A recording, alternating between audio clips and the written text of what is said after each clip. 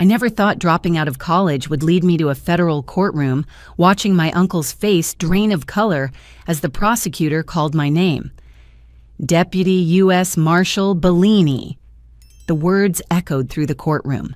My family sat frozen in the gallery, the same people who'd whispered, "She's just a college dropout," at every gathering for 3 years. But they didn't know about my secret life, the badge hidden beneath my blazer, or why I was really here today. 3 months before that courtroom moment, I found myself at another miserable Thanksgiving dinner at my grandmother's house. The aroma of turkey and stuffing filled the dining room, but the judgment in the air was even thicker. "So Roxanne's still working at that little mall store?" Uncle Marcus asked, carving the turkey with the same precision he used to dissect witness testimonies. His Armani suit probably cost more than I made in 6 months at my cover job. "Yes, Uncle Marcus, retail keeps me busy," I replied, forcing a smile while passing the cranberry sauce.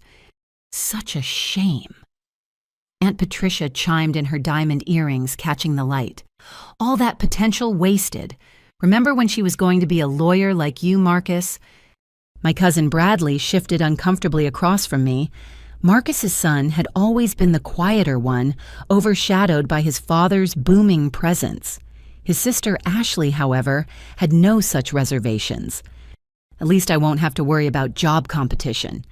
Ashley laughed, fresh from Harvard Law. "Though I guess someone needs to fold clothes and work cash registers, right?" My mother Elena tried to deflect. "Roxanne is finding her own path. Not everyone needs to follow the same road." "Finding her path," Marcus scoffed. "She found the exit ramp from success and took it at full speed. 3 years, Elena. 3 years since she threw away her future." My father David remained silent, focusing intently on his mashed potatoes.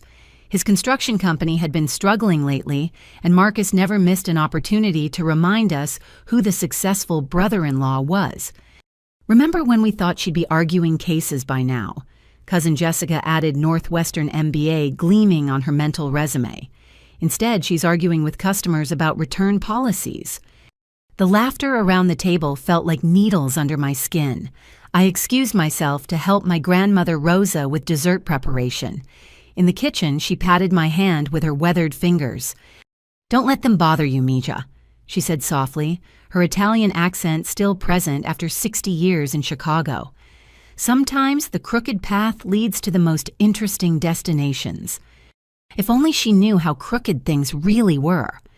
As I carried the pumpkin pie back to the dining room, I heard Marcus's phone buzz. He glanced at it, his expression shifting for just a moment before returning to his usual swagger. "Business never stops," he announced, standing. "Big case development. Need to make a quick call." He stepped onto the back porch, but through the window I could see his animated gestures. My trained eye caught the tension in his shoulders the way he kept glancing back at the house. When he thought no one was watching, I read his lips. The shipment, federal heat. My hand instinctively moved toward my purse where my U.S. Marshal badge sat concealed in a hidden pocket. For 3 years I'd endured their mockery, their disappointment, their condescension. They had no idea that Roxanne Bellini family failure was actually Deputy U.S. Marshal Bellini working deep undercover. Marcus returned his composure restored, but something dark flickering behind his eyes. "Sorry about that. The Hartman pharmaceutical case needs attention. You know how it is protecting American businesses from regulatory overreach." "Such important work," Aunt Patricia gushed, "fighting for those poor pharmaceutical companies." "Someone has to," Marcus replied, but his smile didn't reach his eyes. "Government agencies always trying to interfere with legitimate business." The irony wasn't lost on me. Here I sat, a federal agent at his table while he ranted about government interference.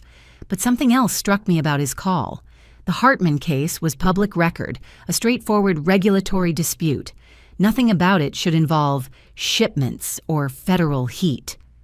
As pie was served, Marcus regaled us with stories of his legal victories, each tale more grandiose than the last.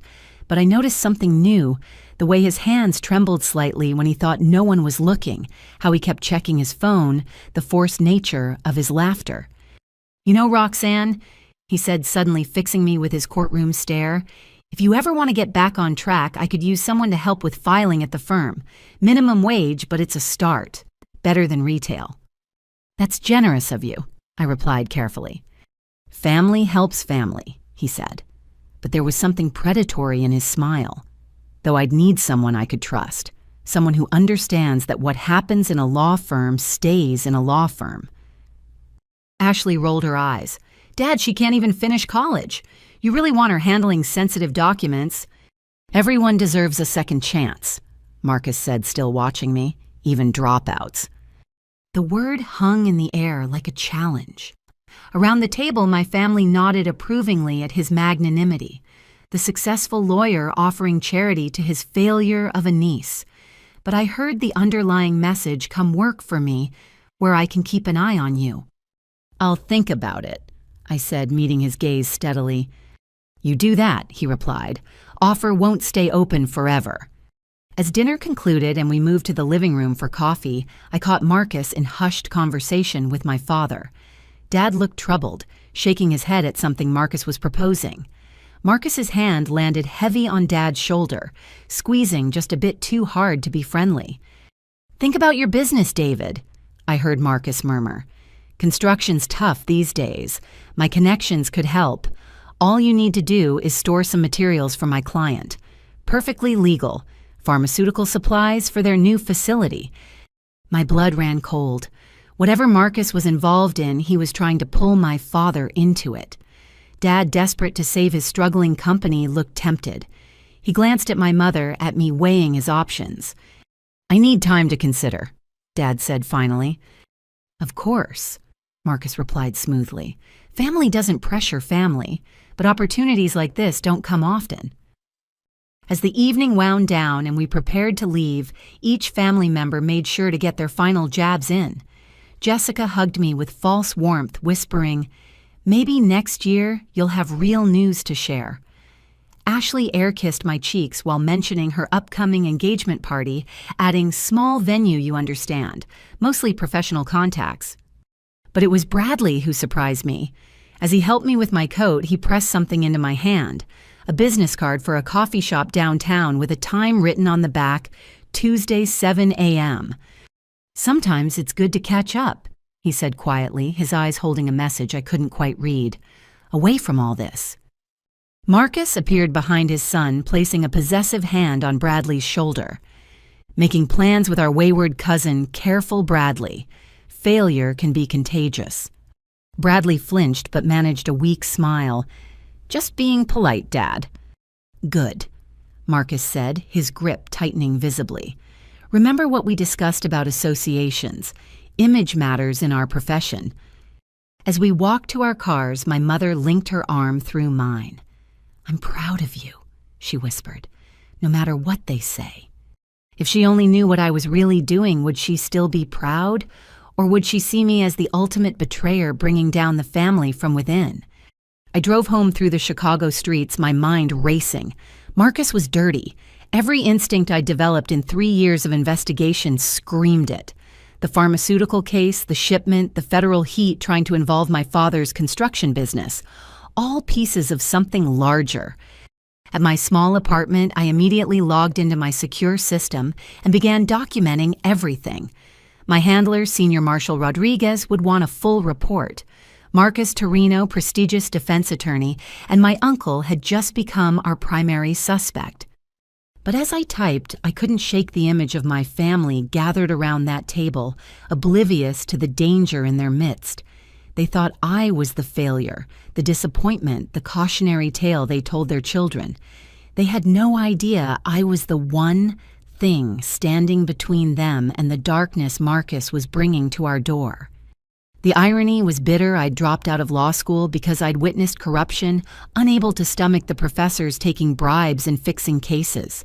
My family saw it as weakness, as giving up when things got tough.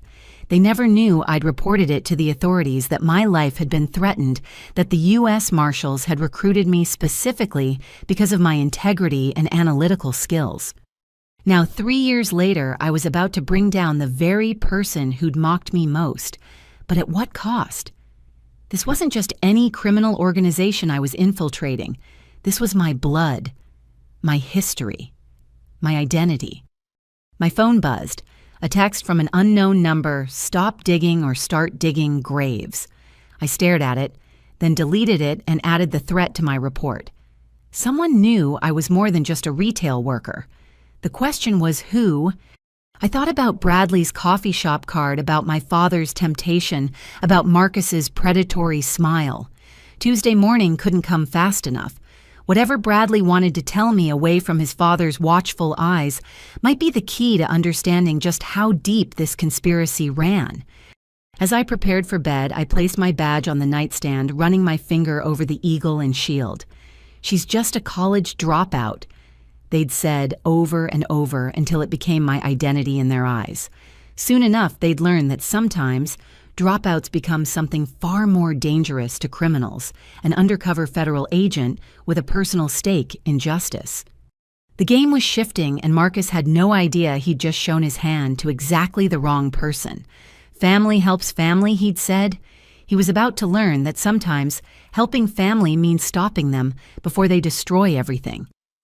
Tuesday morning arrived with freezing November rain. I entered the coffee shop. Bradley had suggested a small place in Lincoln Park, far from any family haunts. He was already there, hunched in a corner booth, baseball cap pulled low. "Thanks for coming," he said as I slid in across from him. His usual designer confidence was gone, replaced by nervous energy. "Bradley, what's this about?" I asked, though I suspected I knew. "I need to know something first," he said, leaning forward. "That night at dinner, the way you watched my father during his phone call. You're not just working retail, are you?" I weighed my options. Bradley was taking a risk meeting me. Maybe it was time for calculated honesty. "What makes you think that I deflected?" "Because I've seen that look before, in federal buildings, in courtrooms." His voice dropped. "In the eyes of agents investigating my father." My pulse quickened, but I kept my expression neutral. "That's quite a leap." "Is it?" Bradley pulled out his phone, showing me a photo. Security footage of me entering the federal building downtown, timestamp from 2 weeks ago. "I have a friend who works security there. Recognized you mentioned it casually. Said you went to the marshal's floor." The coffee shop suddenly felt very small. If Bradley knew, who else might? "Why are you showing me this?" I asked carefully. "Because I need help," he said, his voice cracking. "And I think you're the only family member who might actually be able to provide it." Before I could respond, he continued in a rush. "My father isn't who everyone thinks he is. The pharmaceutical cases, the shipping company representations, it's all a front. He's moving drugs Roxanne, actual drugs, using his law firm to coordinate shipments of illegal substances." I forced myself to look surprised. "Bradley, that's a serious accusation." "You think I don't know that?" His hands shook as he gripped his coffee cup. "You think I want to believe my father is a criminal, but I've seen things, heard things. And now?" He paused, swallowing hard. "Now he wants me to join the firm full time, to become part of it. Why don't you just say no?" Bradley's laugh was bitter. "You don't say no to Marcus Torino. Not when you're his son. Not when he has leverage." "What kind of leverage?" He looked around the coffee shop, then back at me. "I'm gay Roxanne. Have been my whole life. And somehow my father found out. He's made it clear that if I don't join his practice, if I don't follow his path, everyone will know. And not just that I'm gay, but the kind of twisted story he'll spin about it." The pain in his voice was raw. In our family, in Marcus's world of traditional Italian-American values mixed with cutthroat ambition, this would be devastating for Bradley. "He can't force you," I started, but Bradley cut me off. He showed me photos of me with my boyfriend, taken by a private investigator. He has recordings, documents, says he'll not only out me, but destroy anyone I've ever cared about. Tears gathered in his eyes. I can't let him hurt Thomas, or my mother. She doesn't know about any of this. I reached across the table, taking his hand. "Bradley, I need you to listen very carefully. You were right. I'm not just working retail. His eyes widened as I pulled out my badge, keeping it low and shielded from other patrons. Deputy U.S. Marshal Roxanne Bellini. I've been undercover for 3 years investigating organized crime with suspected family connections. Oh my God, he breathed. Does my father know? I don't think so, but someone does. I've been getting threats. Bradley's face went white. Roxanne, you don't understand. It's not just my father, it's bigger, so much bigger. Over the next hour, Bradley laid out what he knew. Marcus wasn't just defending pharmaceutical companies, he was using his connections to create a pipeline for illegal drugs, fentanyl primarily hidden in legitimate pharmaceutical shipments. The law firm provided cover, his client relationships provided transportation, and his legal knowledge kept them one step ahead of investigations. How long has this been going on? I asked, my mind racing. At least 10 years, maybe more. It started small, helping clients bend regulations. Then it became about hiding evidence of addictive properties. Then, he shrugged helplessly, then it became about actual drug trafficking. You have proof? Bradley nodded slowly. I've been collecting it for months. Documents, recordings, photos. I was going to go to the FBI, but then he found out about Thomas and everything changed. We can protect you, I said urgently. Both of you. Witness protection if necessary. You don't understand, Bradley said. It's not just him. Aunt Patricia is involved handling the money laundering through her charity foundations. Uncle Roberto uses his shipping company for transport. He paused, looking sick. Even Grandma Rosa. She's not just making Sunday sauce in that restaurant kitchen. My world tilted. Sweet grandmother Rosa, who'd comforted me in the kitchen, who'd held my hand and offered wisdom. That's impossible. Think about it, Roxanne. How does an immigrant woman with no education build a successful restaurant that survived every economic downturn? Why do family meetings always happen in her back room? Why does she have more influence than anyone else, even over Marcus? The pieces clicked into place with sickening clarity. Every family gathering, every celebration, every Sunday dinner. We'd been meeting in the headquarters of a criminal organization our entire lives. She's the matriarch, I whispered, not just of the family. Of everything, Bradley confirmed. Marcus might be the legal face, but Grandma Rosa is the brain. Has been since Grandpa died 35 years ago. I thought back to her words. Sometimes the crooked path leads to the most interesting destinations. Had she been testing me? Trying to see if I was corruptible? There's more, Bradley continued. Remember Professor Williams from law school? My blood ran cold. Professor Williams, who'd taken bribes to change grades and fix admissions, who'd threatened me when I'd tried to report him, who died in a car accident 2 weeks after I dropped out. That wasn't an accident, Bradley said quietly. I heard my father on the phone afterward. Professor Williams was going to make a deal with prosecutors implicate bigger fish, so they eliminated him. They killed him because of me. The room spun. They killed him because he was weak, Bradley corrected. But yes, your report started the chain reaction. Father was furious when you dropped out. Said you were supposed to be groomed for the family business that Grandma had plans for you. Your integrity ruined everything. I felt sick. For 3 years, I'd carried guilt about Professor Williams, wondering if my report had somehow led to his death. Now I knew it had just not in the way I'd imagined. Why are you telling me all this? I asked. Because I can't become him, Bradley said fiercely. I won't.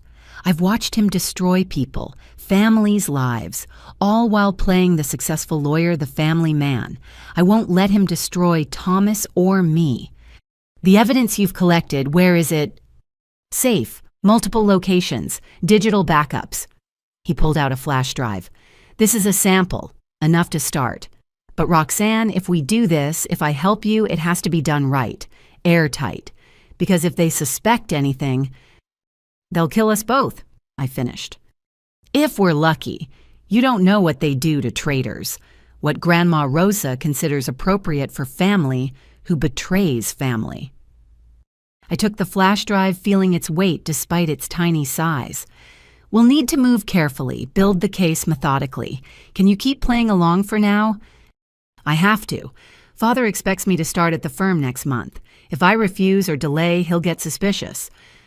Then we have a timeline. Bradley, I promise you we'll get through this. You and Thomas will be safe. He laughed bitterly. Safe, we're about to take down the Torino crime family. Our family. Safety is relative.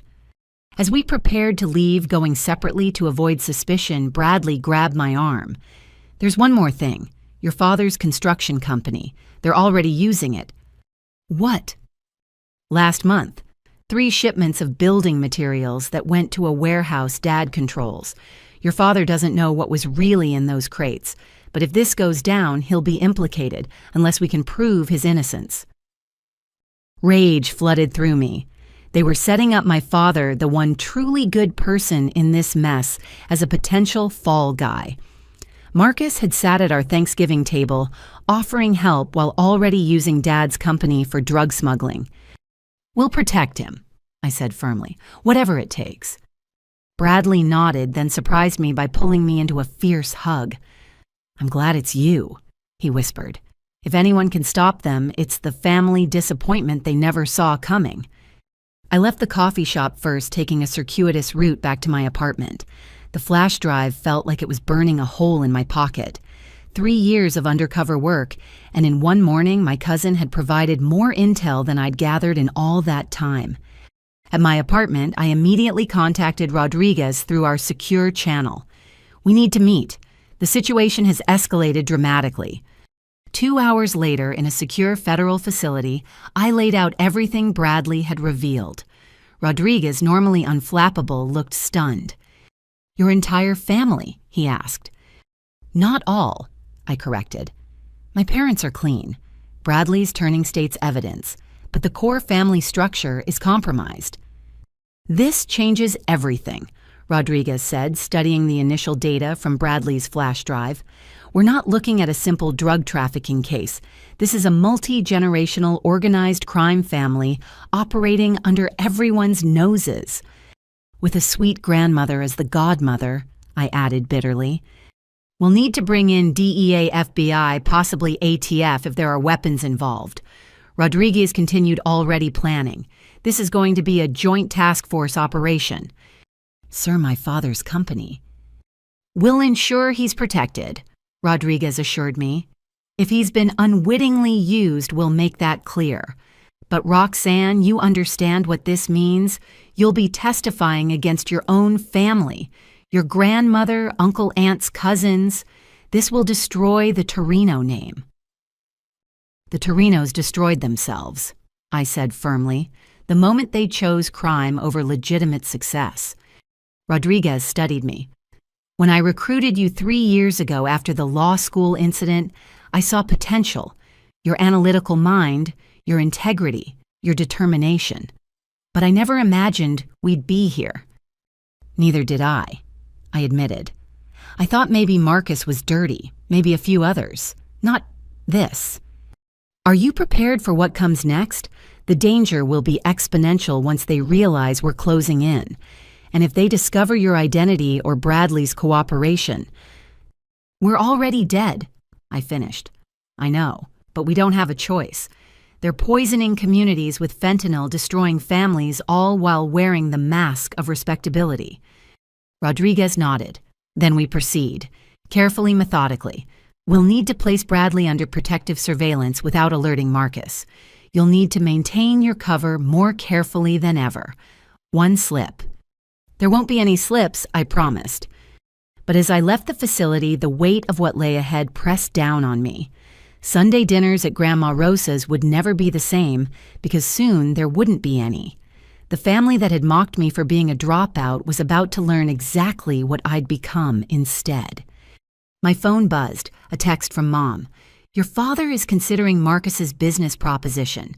Please talk to him. I have a bad feeling. If she only knew how right her instincts were. I texted back, I'll come by tonight. We need to talk. The conversation with my parents would be delicate. I couldn't reveal my identity yet, but I had to stop Dad from getting deeper involvement with Marcus's operations. The construction company had already been used. We couldn't afford more complications. As I drove to my parents' house, I thought about the journey from disillusioned law student to federal agent. Everyone thought I'd given up when faced with corruption. Instead, I'd found my true calling. The family failure was about to become the family's reckoning. The Torino crime family had operated for decades, hidden behind law degrees, charity foundations, and Sunday dinners. They'd groomed children for crime while preaching family values. They'd murdered those who threatened their empire while attending church each week. But their biggest mistake was underestimating the dropout. They saw my leaving law school as weakness, never realizing I'd left to become something far more dangerous to their criminal empire, an honest cop with inside access to their deepest secrets. The real investigation was just beginning, and I had the perfect partners in Bradley and the federal government.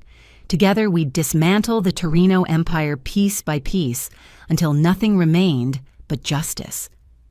The construction site loomed dark against the Chicago skyline. At 2 a.m, my father's legitimate business was supposed to be empty, but intel from Bradley suggested otherwise. 3 trucks scheduled for tonight, Marshal Thompson whispered beside me. We were positioned on a neighboring rooftop, surveillance equipment trained on the warehouse below. Your cousin says they're using your dad's site as a transfer point. I adjusted my night vision goggles, stomach churning. He doesn't know. My father would never... I believe you, Thompson said, but we need documentation to prove it. Below, headlights cut through the darkness. 3 unmarked trucks pulled into the construction site, bypassing the main gate through a section of fence that had been conveniently damaged. There, I pointed. Southwest corner, 2 guards. Thompson noted their positions while I photographed everything. The guards weren't construction workers. Their tactical movements screamed professional security. We watched as crews unloaded crates marked building supplies fragile. But the way they handled them, the security presence, the hour of operation, nothing about this was legitimate construction material. Can you make out the manifest? Thompson asked. I zoomed in with the camera, catching a clipboard in one guard's hand. Hartman Pharmaceutical. It's one of Marcus's clients. The plot thickens, Thompson muttered. Suddenly, my blood froze. A familiar figure emerged from the shadows, Marcus himself dressed in dark clothing instead of his usual designer suit. He supervised the unloading personally, occasionally checking his phone. What's a high-powered lawyer doing at a construction site at 2 a.m.? Thompson asked rhetorically. Marcus appeared agitated, gesticulating at the crew to work faster. Through the parabolic microphone, we caught fragments of conversation. Federal scrutiny. Change routes. The old woman wants answers. The old woman, Grandma Rosa. One of the guards suddenly looked up, scanning the surrounding buildings. Thompson and I ducked, hearts pounding. Had we been spotted? After 30 agonizing seconds, I risked another look. The guard had returned to his position, but Marcus was now on his phone, pacing. Tell her it's under control. The construction company is perfect cover. David doesn't suspect anything.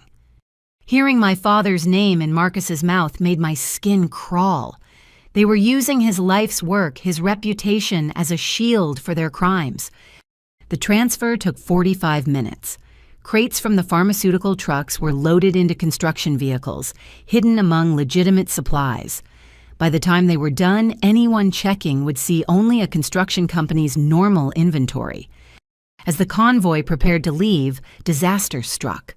My phone, supposedly on silent, buzzed with an emergency alert, a flash flood warning for the area. The sound was minimal, but in the quiet night it carried. One guard's head snapped up, looking directly at our position. Movement on the Anderson building. Go, go, go, Thompson hissed. We scrambled for the roof access door as shouts erupted below. Footsteps pounded up the emergency stairs as we raced down the main stairwell. We burst into the parking garage just as our pursuers entered the floor above. Thompson's car was parked strategically near the exit. We dove in, tires squealing as we escaped into the night. In the rearview mirror, I saw armed men emerging from the building, but we were already turning the corner. That was too close, Thompson said, hands steady on the wheel despite the adrenaline. But we got what we needed, I replied, checking the camera's memory card. Evidence of Marcus personally overseeing drug transfers through my father's property. They'll increase security now, maybe change locations. Maybe, but Marcus is arrogant. He thinks he's untouchable. I thought about the family dinners, the mockery. He won't abandon a perfect setup just because of one possible sighting. Back at the federal building, we uploaded everything to the secure servers. The images were damning. Marcus Torino, defense attorney to pharmaceutical companies, personally supervising midnight drug transfers. Rodriguez reviewed the footage with grim satisfaction. This connects him directly.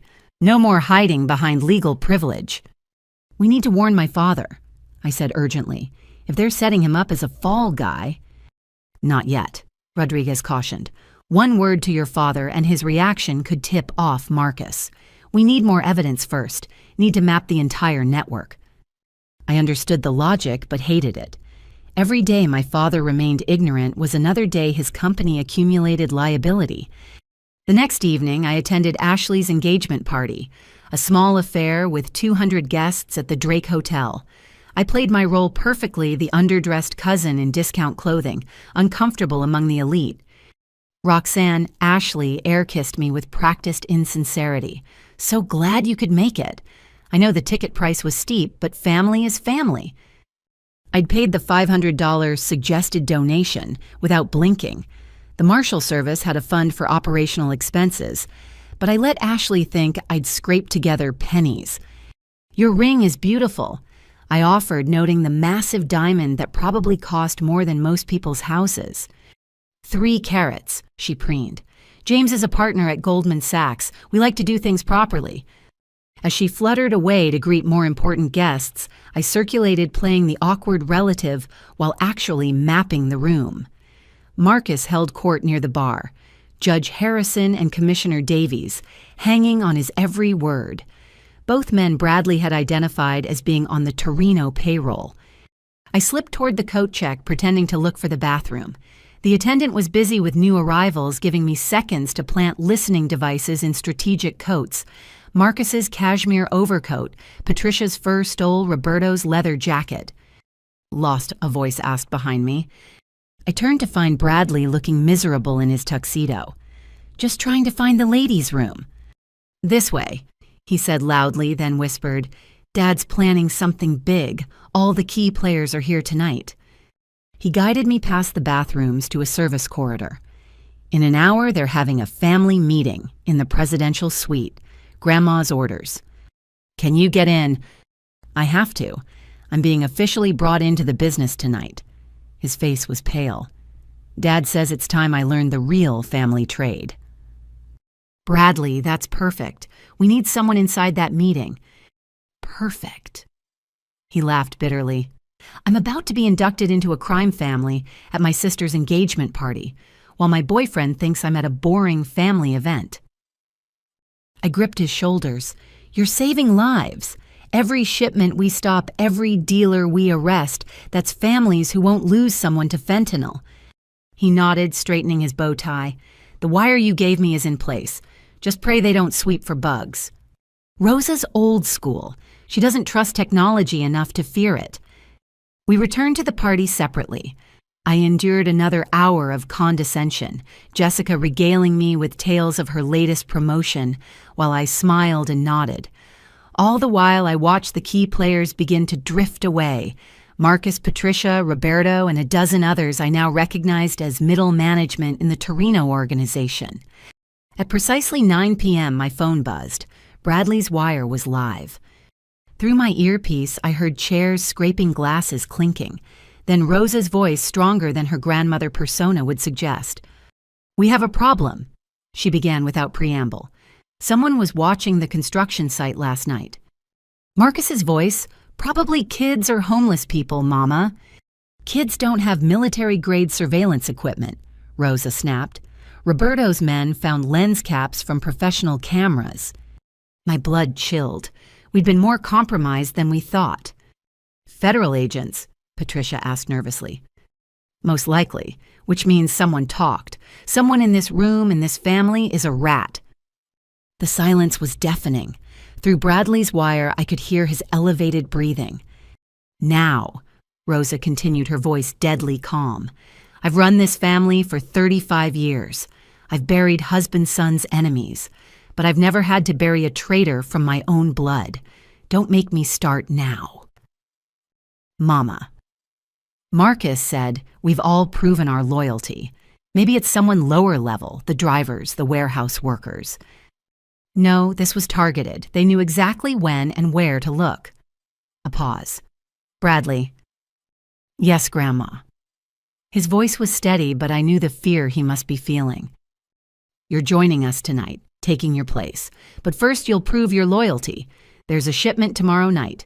You'll personally oversee it. Any problems, any surprises, and I'll know where they came from. I understand, Bradley said. Good. Now business. The construction site is burned. We move operations to the Cicero warehouse. Patricia launder the last month's profits through the children's charity. The cancer one always tugs heartstrings. Roberto, your ships from Vancouver arrive Thursday. Make sure customs is handled. For the next hour, I listened to my family plan crimes like others plan vacations. Drug shipments, money laundering, bribery, and worse. When they discussed whether a problematic dock worker should have an accident, I had to bite my lip to keep from screaming. Finally, the meeting ended. Through Bradley's wire, I heard Rosa approach him. You're a smart boy, she said softly, like your cousin Roxanne was. Too smart sometimes. Don't make her mistake. What mistake was that, Grandma? Choosing law over family? She could have been my successor. Instead, she's folding shirts at Macy's. Rosa's voice hardened. But at least she's alive. If she'd gone to the authorities about that professor, if she'd pushed harder, well, accidents happen, even to family. The threat was clear. They'd killed Professor Williams partly as a warning to me. Stay quiet, stay away, stay alive. I choose family, Bradley said firmly. Always. Good boy. Now go back to your sister's party. Smile, dance, be normal. Tomorrow you begin real life. The wire went dead as Bradley removed it in a bathroom stall, flushing it as instructed. I remained at the party another hour playing my role, even as rage and fear battled inside me. As I prepared to leave, Marcus cornered me by the elevator. Roxanne, good to see you making an effort tonight. It's Ashley's big day, I managed. Indeed, family milestones matter. He studied me with those predator eyes. I heard you visited your father's construction site last week. Nostalgic, My heart hammered, but I forced a laugh. Just dropping off lunch. Dad works too hard. Yes, he does. Tell me, have you noticed anyone unusual around the sites? We've had some security concerns. Unusual? I played dumb. Like what? Oh, people taking pictures, asking questions. Industrial espionage is real in construction. His smile was sharp. If you see anything, family should tell family, right? Of course, Uncle Marcus. Good girl. Oh, and that job offer stands. I could use someone with your attention to detail. The elevator arrived, saving me from responding. As the doors closed, I saw him watching me, calculation in his eyes. Did he suspect, or was he just naturally paranoid? Outside, Chicago's wind cut through my thin coat. I walked several blocks before hailing a taxi, then switched to the L, then walked again. Basic counter-surveillance, but necessary now. At my apartment, I found Marshall Thompson waiting. Bradley's wire picked up everything. We have enough for warrants. Not yet, I said. They're moving operations tomorrow. If we hit them now, we only get part of the network. But if Bradley can document the new warehouse... You're asking him to go deeper. The danger. I know. I slumped on my couch, exhausted. But we need the whole organization. Every player, every route, every connection. Otherwise, they'll just rebuild. Thompson nodded reluctantly. Rodriguez wants you to know we've put extra protection on your parents. Discreet surveillance. Just in case. They threaten me tonight. Indirectly, but the message was clear. They killed Williams partially as a warning to me. All the more reason to end this quickly. After Thompson left, I sat in my dark apartment processing everything. My family, my blood, was a cancer on this city. They pushed poison while preaching family values. They corrupted officials while attending charity galas. They threatened death while serving Sunday dinner. My phone buzzed. Bradley survived. They bought it. Tomorrow's shipment is huge. 50 million street value. Can't do this much longer. I typed back, "One more day, then we end this. Stay strong." But even as I sent it, I wondered if we'd all survive what was coming. The Torino crime family had lasted 3 generations by eliminating threats ruthlessly. Now their greatest threat was inside, wearing their blood, carrying their name. The family disappointment was about to become their destruction. But first we had to survive tomorrow night. The abandoned Peterson Industrial Complex sprawled across 30 acres of Chicago's southeast side. At 1 a.m., I crouched in the shadows of a rusted shipping container, watching my father's construction trucks roll through the gate. My heart ached seeing Bellini Construction, building Chicago's future, painted on their sides now twisted into service for the family's crimes. Marshall Thompson's voice crackled through my earpiece. "Perimeter team in position. Bradley's wire is live." Through night vision goggles, I tracked Bradley emerging from a black Escalade, flanked by Marcus's security team. Even from distance, his body language screamed discomfort as hardened criminals treated him like a boss's son. "Listen up," Marcus's enforcer Sal Dinetti barked at the assembled crew. "Mr. Torino's son is running point tonight. You show him the same respect you show his father." I switched to thermal imaging, counting bodies. 23 criminals, not including Bradley. Armed guards at every entrance rooftop, sentries, even boats patrolling the adjacent river. This wasn't just security, it was an army. Federal teams standing by Rodriguez's voice joined the channel. "Remember Bellini. We're gathering intelligence only, no heroics." Easy for him to say. He wasn't watching his family's legacy being perverted into a drug empire. Through Bradley's wire, I heard him trying to project authority. "Let's make this efficient. I want everything transferred within the hour." "Yes, sir, Mr. Torino," someone responded, and I caught the slight mockery in the tone. They saw him as playing dress-up in Daddy's world. The trucks backed up to a massive warehouse. As doors rolled open, forklifts emerged carrying pallets. In the glare of floodlights, I saw crates identical to those from 2 nights ago. Hartman Pharmaceutical stamped on every surface. "Thompson, you seeing this?" I whispered. "Roger, that's enough fentanyl to kill half of Chicago." But something felt wrong. The operation was too smooth, too organized. After our surveillance discovery, they should have been more paranoid, more careful. Bradley's voice came through again. "Sal, why are there extra trucks? The manifest shows 12, I count 15. "Your grandmother's orders," Sal replied. "Special delivery going out tonight. Above your clearance level, kid." "Above my—" Bradley's indignation was genuine. "My father said I was running this operation." "You're running the transfer. The special cargo is need to know." Through my scope, I watched 3 unmarked trucks pull away from the main group, heading toward a separate warehouse. No guards followed them. Whatever they carried, it was meant to be invisible. "I'm repositioning," I whispered, already moving. "Those trucks are off book." "Negative, Bellini," Rodriguez ordered. "Maintain surveillance on the main operation." But instinct overruled protocol. I'd learned to trust my gut over 3 years undercover. Slipping through shadows, I followed the mystery trucks to a smaller building near the river. The drivers exited, but instead of unloading cargo, they simply walked away. The trucks sat abandoned engines still running. "This is wrong," I muttered, approaching carefully. "Thompson, I need—" The explosion knocked me backward, heat searing past my face. The trucks erupted in synchronized detonations, fireballs climbing into the night sky. The warehouse behind them caught fire instantly. Through the ringing in my ears, I heard shouting from Bradley's wire. What was that? What's happening? Insurance fire, Sal laughed. Your grandma's cleaning house. Feds sniff around, they find nothing but ash. My vision cleared to reveal a hellscape. The burning warehouse contained something accelerant. The flames spread with unnatural speed, but movement inside caught my eye.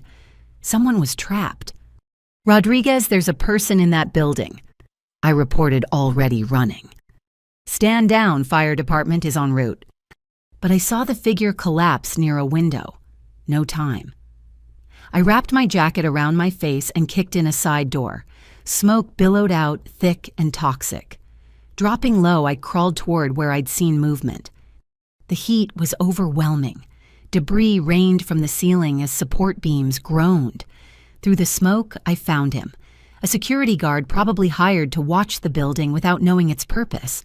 Unconscious, bleeding from a head wound. I dragged him toward the door muscles, screaming. A beam crashed behind us, showering sparks. The exit seemed miles away.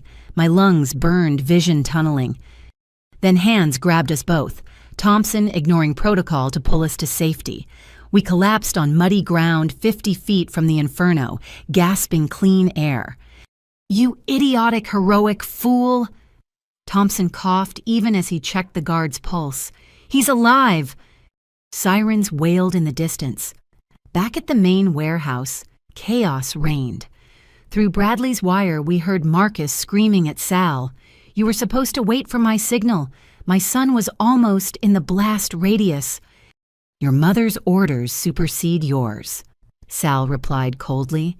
Maybe keep baby boy away from real work. I'll handle my mother. You just cost us a clean operation. But Rose's voice cut through, transmitted from speakerphone. Marcus, shut up. The warehouse was always meant to burn. Federal eyes were on it since 2 nights ago. My blood chilled. She'd known about our surveillance. Then why run the transfer? Marcus demanded. To see who would show up, to test loyalty, to send a message. Her voice hardened. Someone leaked our location. Someone in the family. The fire destroys evidence, but more importantly, it tells the rat we know they exist. You think it's someone here tonight? I think, Rosa said slowly, that it's convenient how Bradley pushed to be part of operations just as federal scrutiny increased. How my brilliant granddaughter dropped out of law school right before she could have been useful. How David's construction company became our perfect cover, almost like someone suggested it knowing it would protect him. The pieces were clicking together in her mind, forming a picture dangerously close to the truth. You're suggesting Roxanne? Marcus laughed. She's pathetic, works retail, can barely afford rent. Or that's what she wants us to think. Rosa mused. Tell me, when did you last verify her employment, check her apartment, follow her movements? Silence from Marcus. My cover built on family contempt and assumptions suddenly felt tissue thin.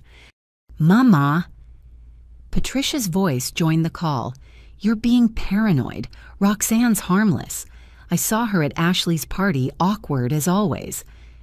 Harmless people don't survive what she survived, Rosa said. Professor Williams was going to kill her for reporting him, yet she walks away unscathed, drops out and disappears into minimum wage work. No ambition, no anger, no attempt at revenge. She was unraveling 3 years of careful construction with grandmother's intuition and a criminal's paranoia. What do you want us to do? Marcus asked. Bring her to me tomorrow, family dinner. Tell her it's important that I'm ill. Play on her emotions. And if she refuses, then we have our answer. Bradley, you still there? Yes, Grandma. Bradley managed voice steady despite everything. You did well tonight, asking the right questions, showing backbone. Your father could learn from you. Thank you, Grandma. Come see me tomorrow before dinner. We'll discuss your future in the organization. The call ended. Through Bradley's wire, I heard him excuse himself to the bathroom where he promptly vomited. Did you hear all that? He whispered to the wire. Thompson and I were already moving, supporting the injured guard toward arriving paramedics. Fire crews battled the inferno, while police established a perimeter. In the chaos, we melted away. "Your cover's blown," Rodriguez said bluntly once we reached the federal building. "Rosa's suspicious enough to test you. You can't go to that dinner." "If I don't, she'll know for certain," I argued. "Running confirms her suspicions. Going might mean death." "She won't kill me at Sunday dinner, not without proof. Rosa's old school, family blood requires evidence before spilling." "That's a hell of a gamble," Thompson said, wincing as medics treated his smoke inhalation. "The whole operation's been a gamble." I turned to Rodriguez. "We're close. Bradley's on the inside. We have enough evidence for arrests, but we need the whole network. One dinner wearing a wire getting Rosa talking. It could seal everything." "Or you could disappear," Rodriguez countered. "These people killed a professor for threatening to talk. You think they'll hesitate with you?" "They killed him because he was weak outside the family. I'm blood. It's different." But even I heard the uncertainty in my voice. Family meant everything to Rosa, until it didn't, until loyalty trumped blood. My phone buzzed. "Marcus, Roxanne Grandma's not feeling well. She specifically asked for you at dinner tomorrow. Family should be together in difficult times." The trap baited with emotional manipulation. I typed back, "Of course. What time?" 3 p.m. Don't be late." Rodriguez sighed. "If you're doing this, we need contingencies.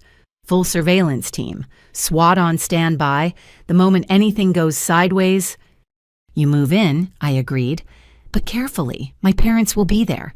Innocent family members who still don't know the truth." "Speaking of which," Thompson interjected, "we need to brief your father soon. His company's been used in multiple felonies. Even unaware he needs legal protection." "After tomorrow," I said. "Either we'll have Rosa admitting everything on tape, or, well, it won't matter what my father knows." The rest of the night blurred together. Equipment checks, wire tests, strategy sessions. Bradley reported in confirming he'd survived the evening, but warning that Sal Donetti was suspicious of him now, too. As dawn broke over Chicago, I stood at my apartment window, possibly for the last time.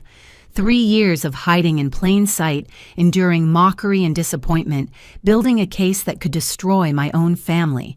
It all came down to Sunday dinner with a grandmother who might be planning my death.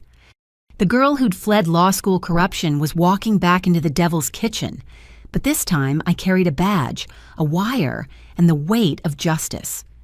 Rosa Torino had built an empire on family loyalty and brutal efficiency. Tomorrow I'd test which one mattered more. The dropout granddaughter would either emerge with evidence to topple kingdoms or vanish like everyone else who'd threatened the family business. My phone rang. Mom. "Sweetheart, are you coming to dinner tomorrow?" Grandma specifically asked. "I'll be there, Mom." "Good. It's been too long since the whole family gathered. And honey, maybe wear something nice. Your grandmother mentioned wanting family photos." Family photos, or crime scene evidence. Tomorrow would tell. "I'll wear my best, Mom, promise." As I hung up, I touched my marshal's badge, then the small cross I'd worn since childhood. Tomorrow, I'd need all the protection I could get, legal and divine. The family disappointment was heading home, and hell was coming with her. Ashley's wedding planning brunch at the Peninsula Hotel was the last place I wanted to be, but refusing would have raised suspicions before tonight's dinner. I arrived in my nicest dress, still clearly department store, not designer, clutching a gift bag with a modestly priced place setting. Roxanne. Ashley's voice dripped false sweetness as she air-kissed me. "So thoughtful of you to come despite, well, everything." The ballroom overflowed with white flowers and Chicago's social elite. Ashley's bridesmaids clustered like expensive birds of paradise, while I found a seat at the family table's far end. "Don't you look comfortable?" Cousin Jessica observed her Hermes bag placed strategically to showcase the logo. "I suppose not everyone needs designer clothes to feel confident." I smiled blandly, activating the recording device hidden in my purse. If I was gathering evidence at my potential Last Supper, might as well start early.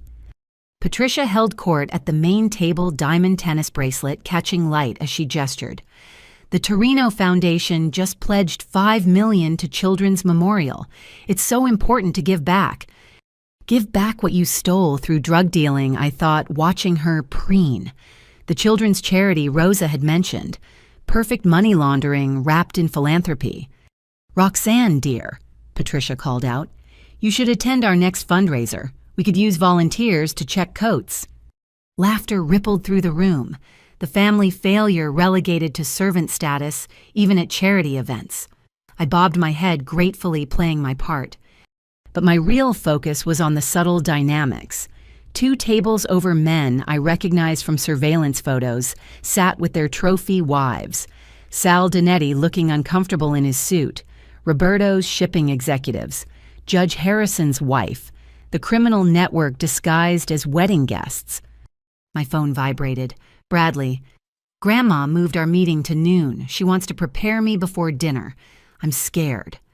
I typed back, recording, always. If something happens, check my cloud storage. Password is Thomas's birthday backwards. Nothing will happen. Stay strong. But my hands shook slightly as I set down the phone. Rosa was orchestrating something beyond a simple family dinner. Planning your next retail shift. Ashley appeared beside me, wedding binder in hand. I do hope you can get time off for the wedding, though I understand if work won't permit it. I'll be there, I assured her. Wonderful. Oh, I've been meaning to ask. Still living in that studio apartment, James and I just bought a 3-bedroom in Lincoln Park, pre-wedding gift to ourselves. Every barb was carefully calculated to remind me of my failure. Ashley had learned from Marcus. Words could wound as effectively as weapons. The brunch dragged on. Wedding dress discussions, honeymoon plans to Santorini registry items that cost more than my monthly salary. Through it all, I smiled and nodded the grateful poor relation aloud at the rich family's table. But I noticed things they didn't. How Sal Dinetti's men were positioned at exits. How Roberto kept checking his phone, worry creasing his forehead. How Patricia's charity co-chair was the wife of a known cartel lawyer. As guests began leaving, Patricia cornered me. Roxanne, a word. We stepped onto a balcony overlooking Michigan Avenue.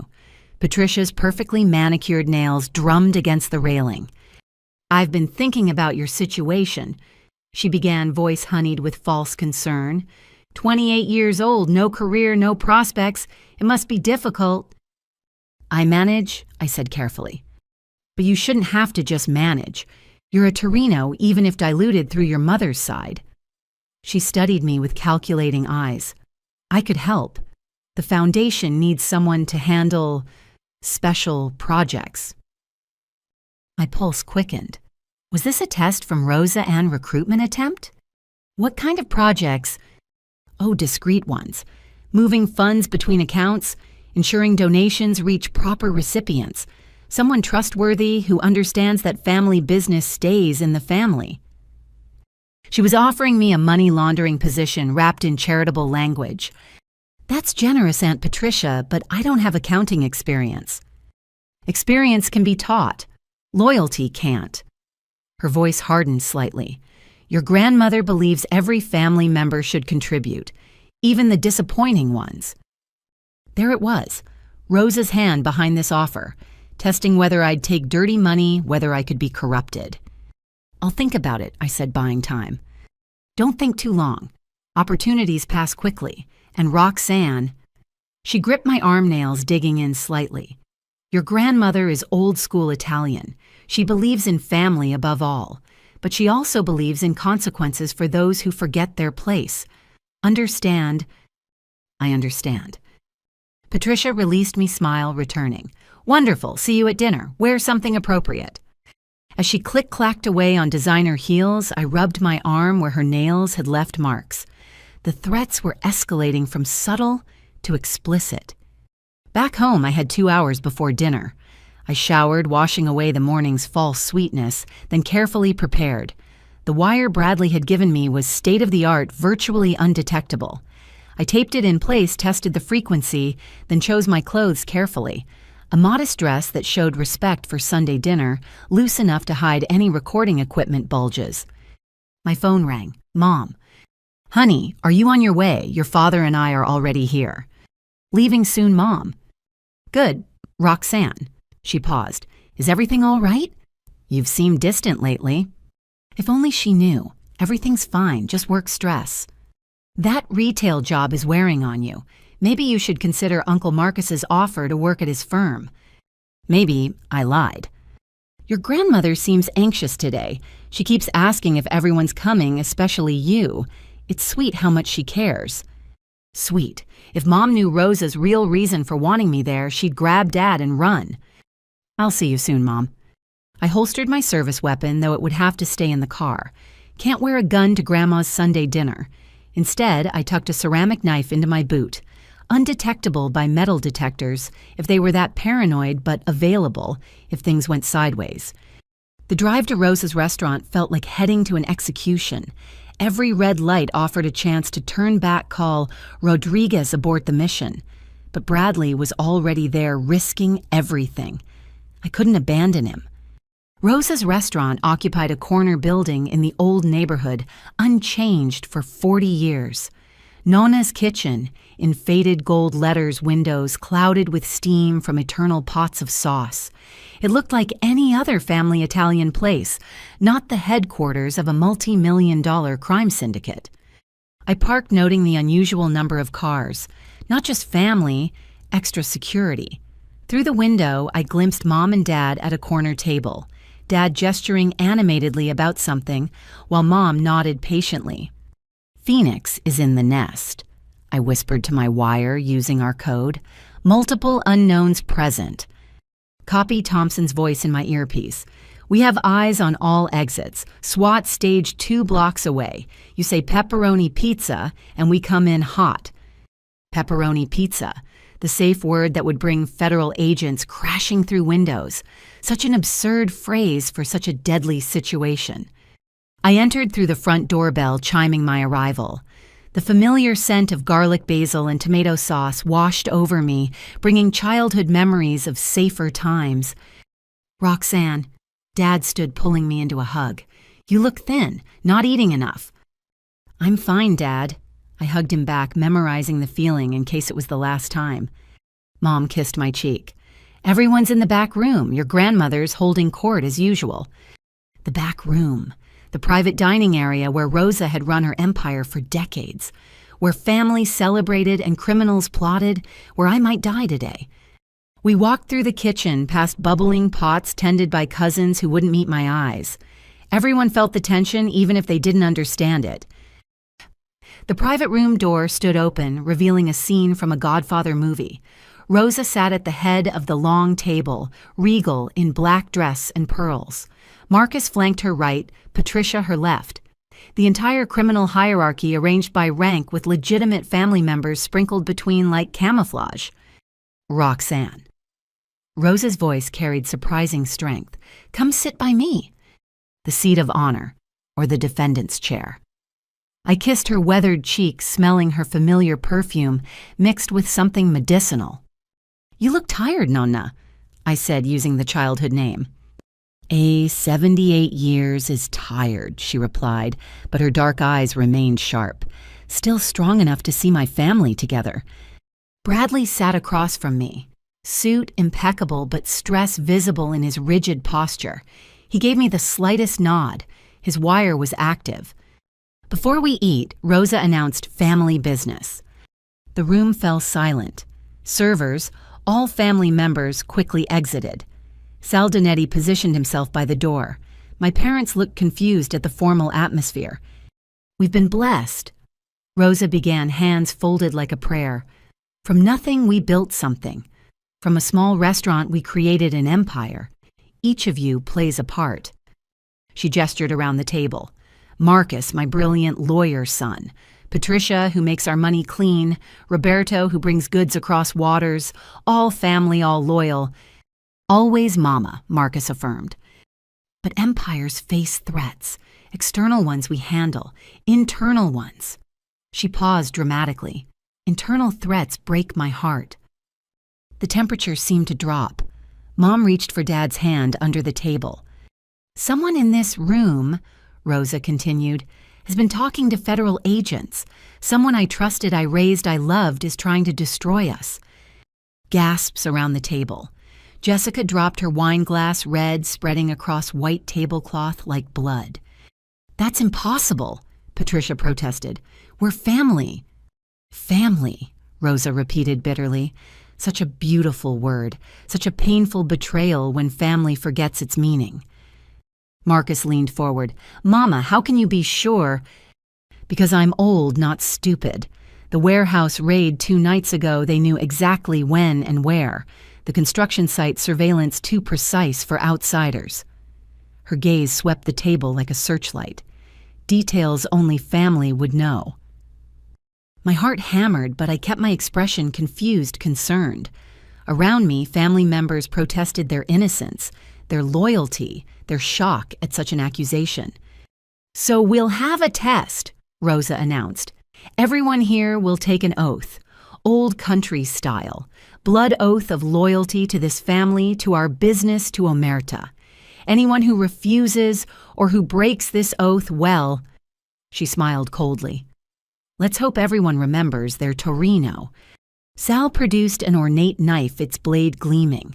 A ceramic bowl appeared. This was really happening.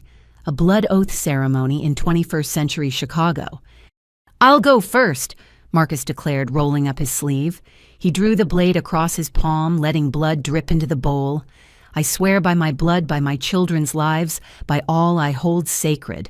I am loyal to this family and will die before betraying it." One by one, family members followed. Patricia, tears streaming as she swore. Roberto, voice shaking.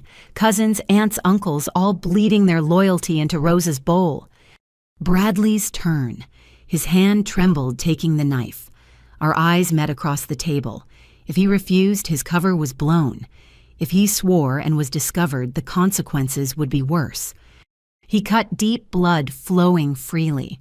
"I swear by this blood, by my life, by my love for this family. I am loyal and will remain so until death."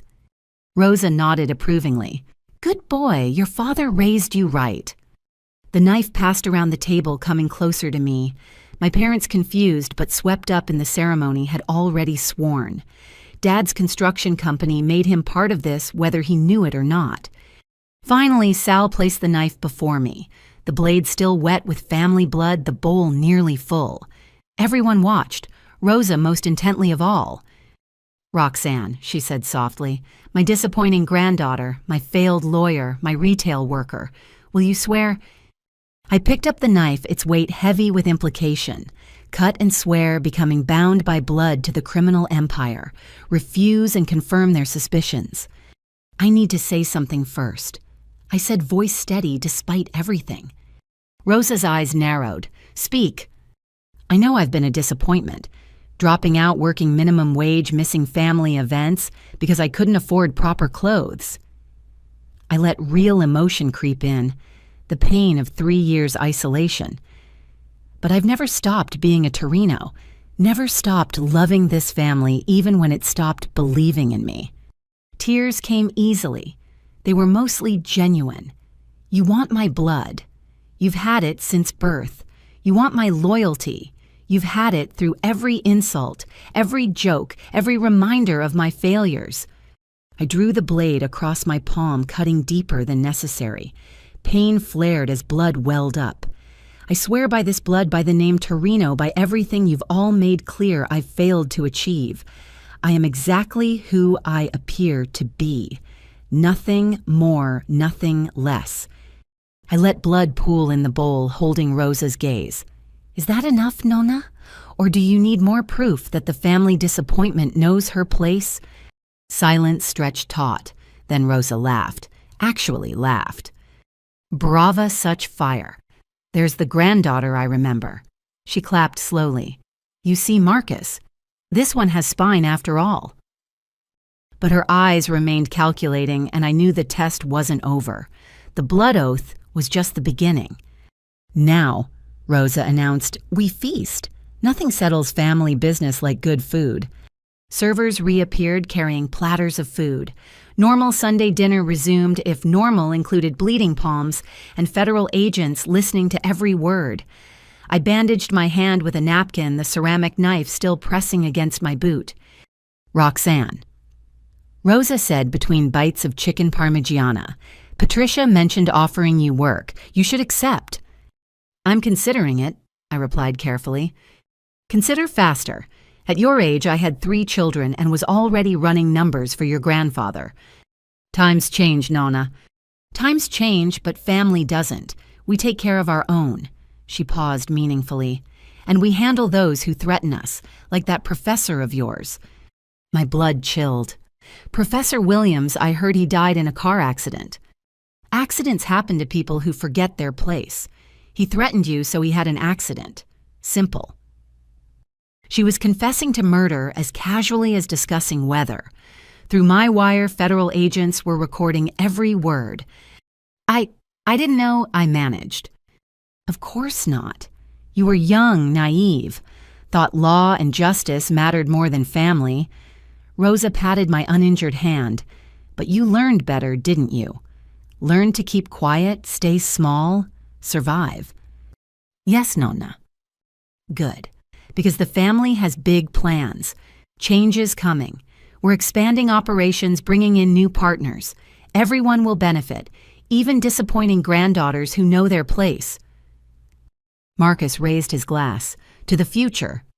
Everyone toasted wine mixing with the metallic taste of fear in my mouth. Around me, a criminal empire celebrated its continued existence, while federal agents gathered evidence for its destruction. But Rosa wasn't done testing. As dessert arrived, her famous tiramisu, she made another announcement. One more thing, the rat among us, I know who it is. Forks froze midway to mouths. Bradley went pale. I forced myself to keep eating, though each bite felt like sawdust. It's David. My father's name hit like a physical blow. He looked up confused. Rosa, what are you talking about? Your construction company. So convenient how federal agents knew exactly when we used it, almost like someone told them. Her voice remained conversational, but Sal's hand moved toward his concealed weapon. I don't understand, Dad stammered. You said you needed storage for pharmaceutical supplies. I had no idea. No idea, Rosa repeated. Yet agents appeared at precisely the right moment. Either you're the world's unluckiest man or you've been talking. Mama, that's ridiculous, Mom interjected, voice sharp with fear. David would never... Wouldn't he? His business struggles bills mounting. Maybe federal agents offered a deal, money for information, immunity for cooperation. This was beyond testing.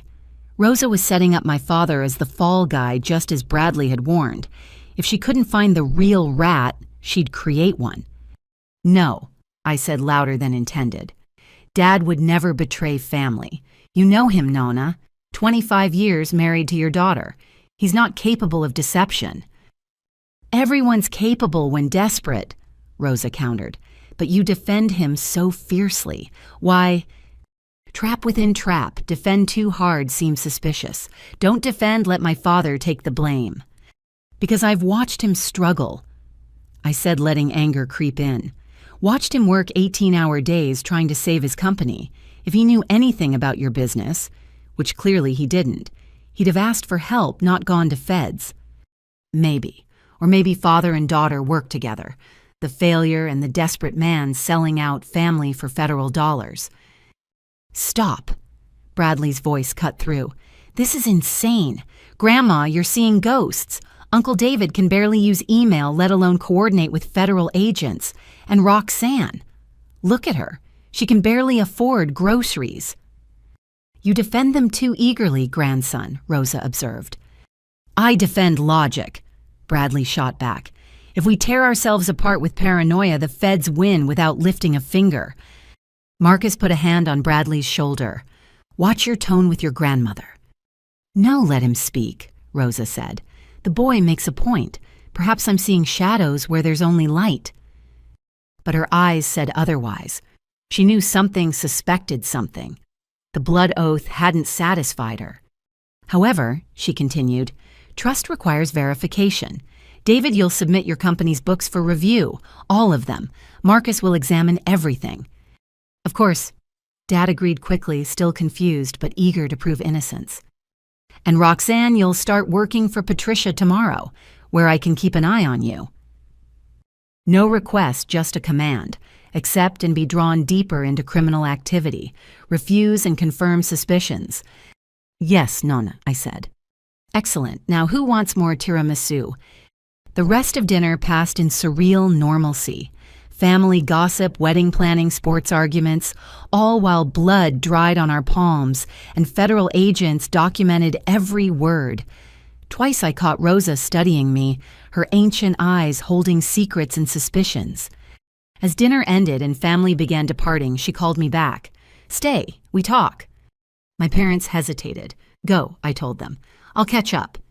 Soon only Rosa, Marcus, Sal, and I remained. Bradley had been dismissed with the others, his wire going dark. I was alone in the wolf's den. Sit, Rosa commanded, pouring espresso from an antique pot. You know you remind me of myself at your age.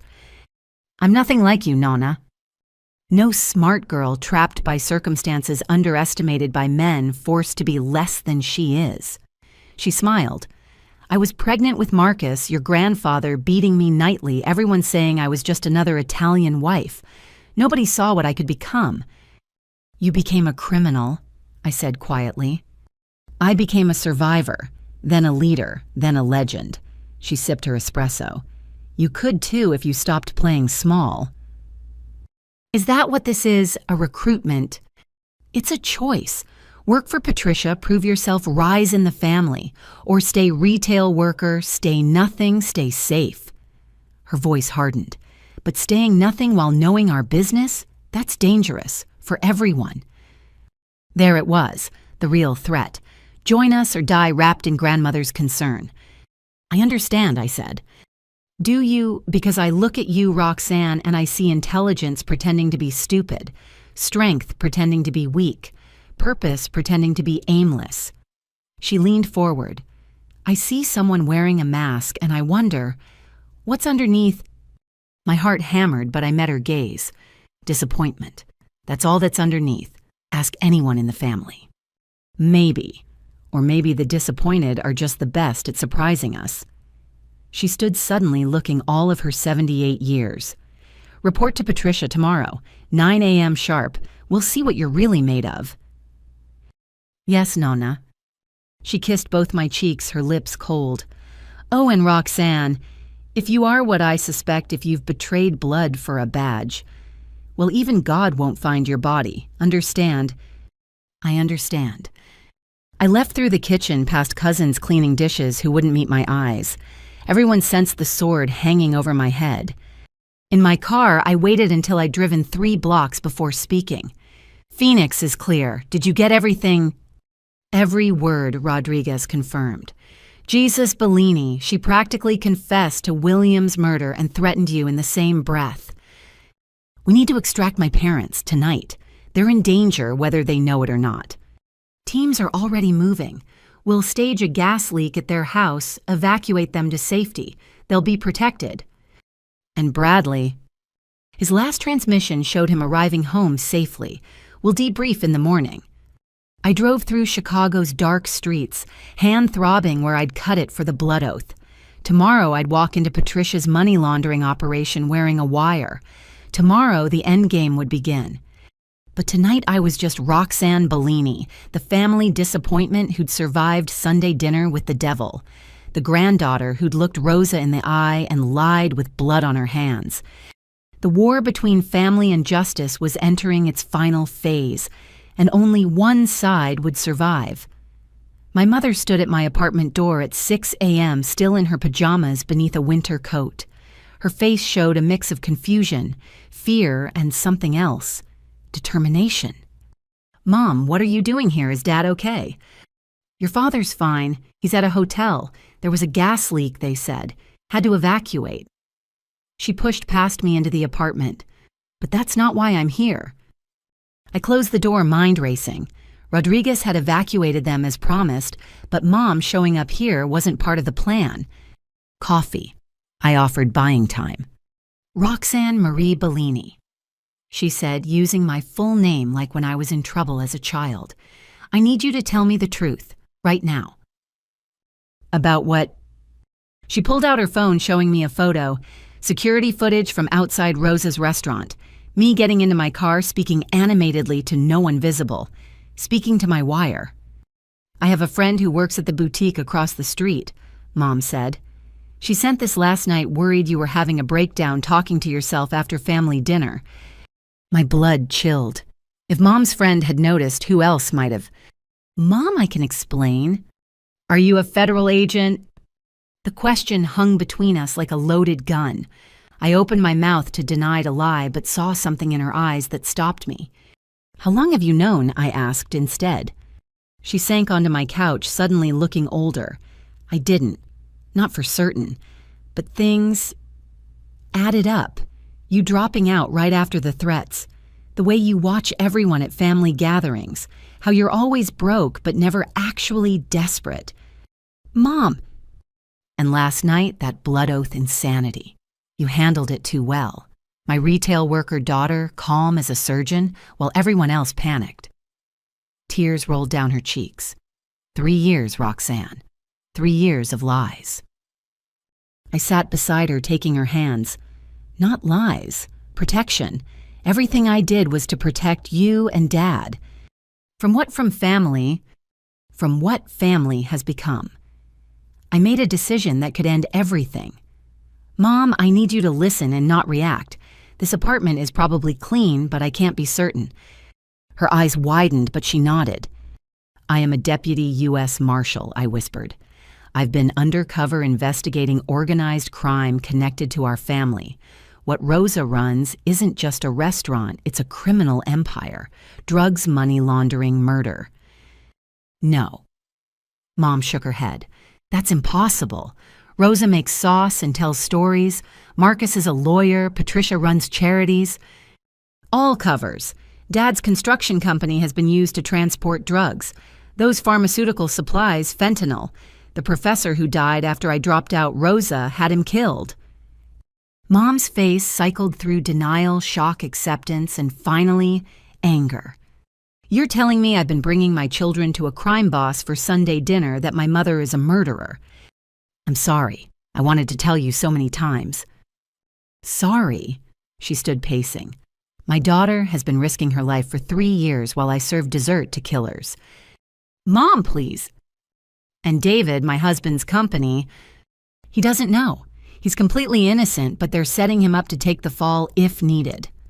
She whirled on me. We have to tell him, warn the family. We can't. Any warning gets people killed. The only way to protect everyone is to let this play out. Play out? Her voice rose. Rosa threatened you last night. I'm not stupid, Roxanne. That wasn't grandmother's concern. That was a mob boss marking a target. Which is why we need to be careful. Careful? I've been careful for 30 years. She pulled a thick manila envelope from her coat. You think you're the only one who sees things. She dumped the contents on my coffee table. Photos, documents, receipts, some dating back decades. What is this? Insurance, Mom said grimly. I started collecting after your father and I got married. Little things that didn't add up. Marcus's first house. Too expensive for a young lawyer. Patricia's charity that never seemed to actually help anyone. Roberto's shipping manifests that didn't match customs records. I rifled through the papers, stunned. Mom, this is evidence of money laundering going back to the 90s. I know what it is. I'm not some naive housewife, Roxanne. I'm Rosa's daughter. I learned to watch, to listen, to document. Her voice hardened. I also learned to keep my mouth shut, to keep my children safe. Why didn't you ever... What report my mother destroy my family, get us all killed? She laughed bitterly. I chose willful ignorance. Kept you and your brother away from the business side.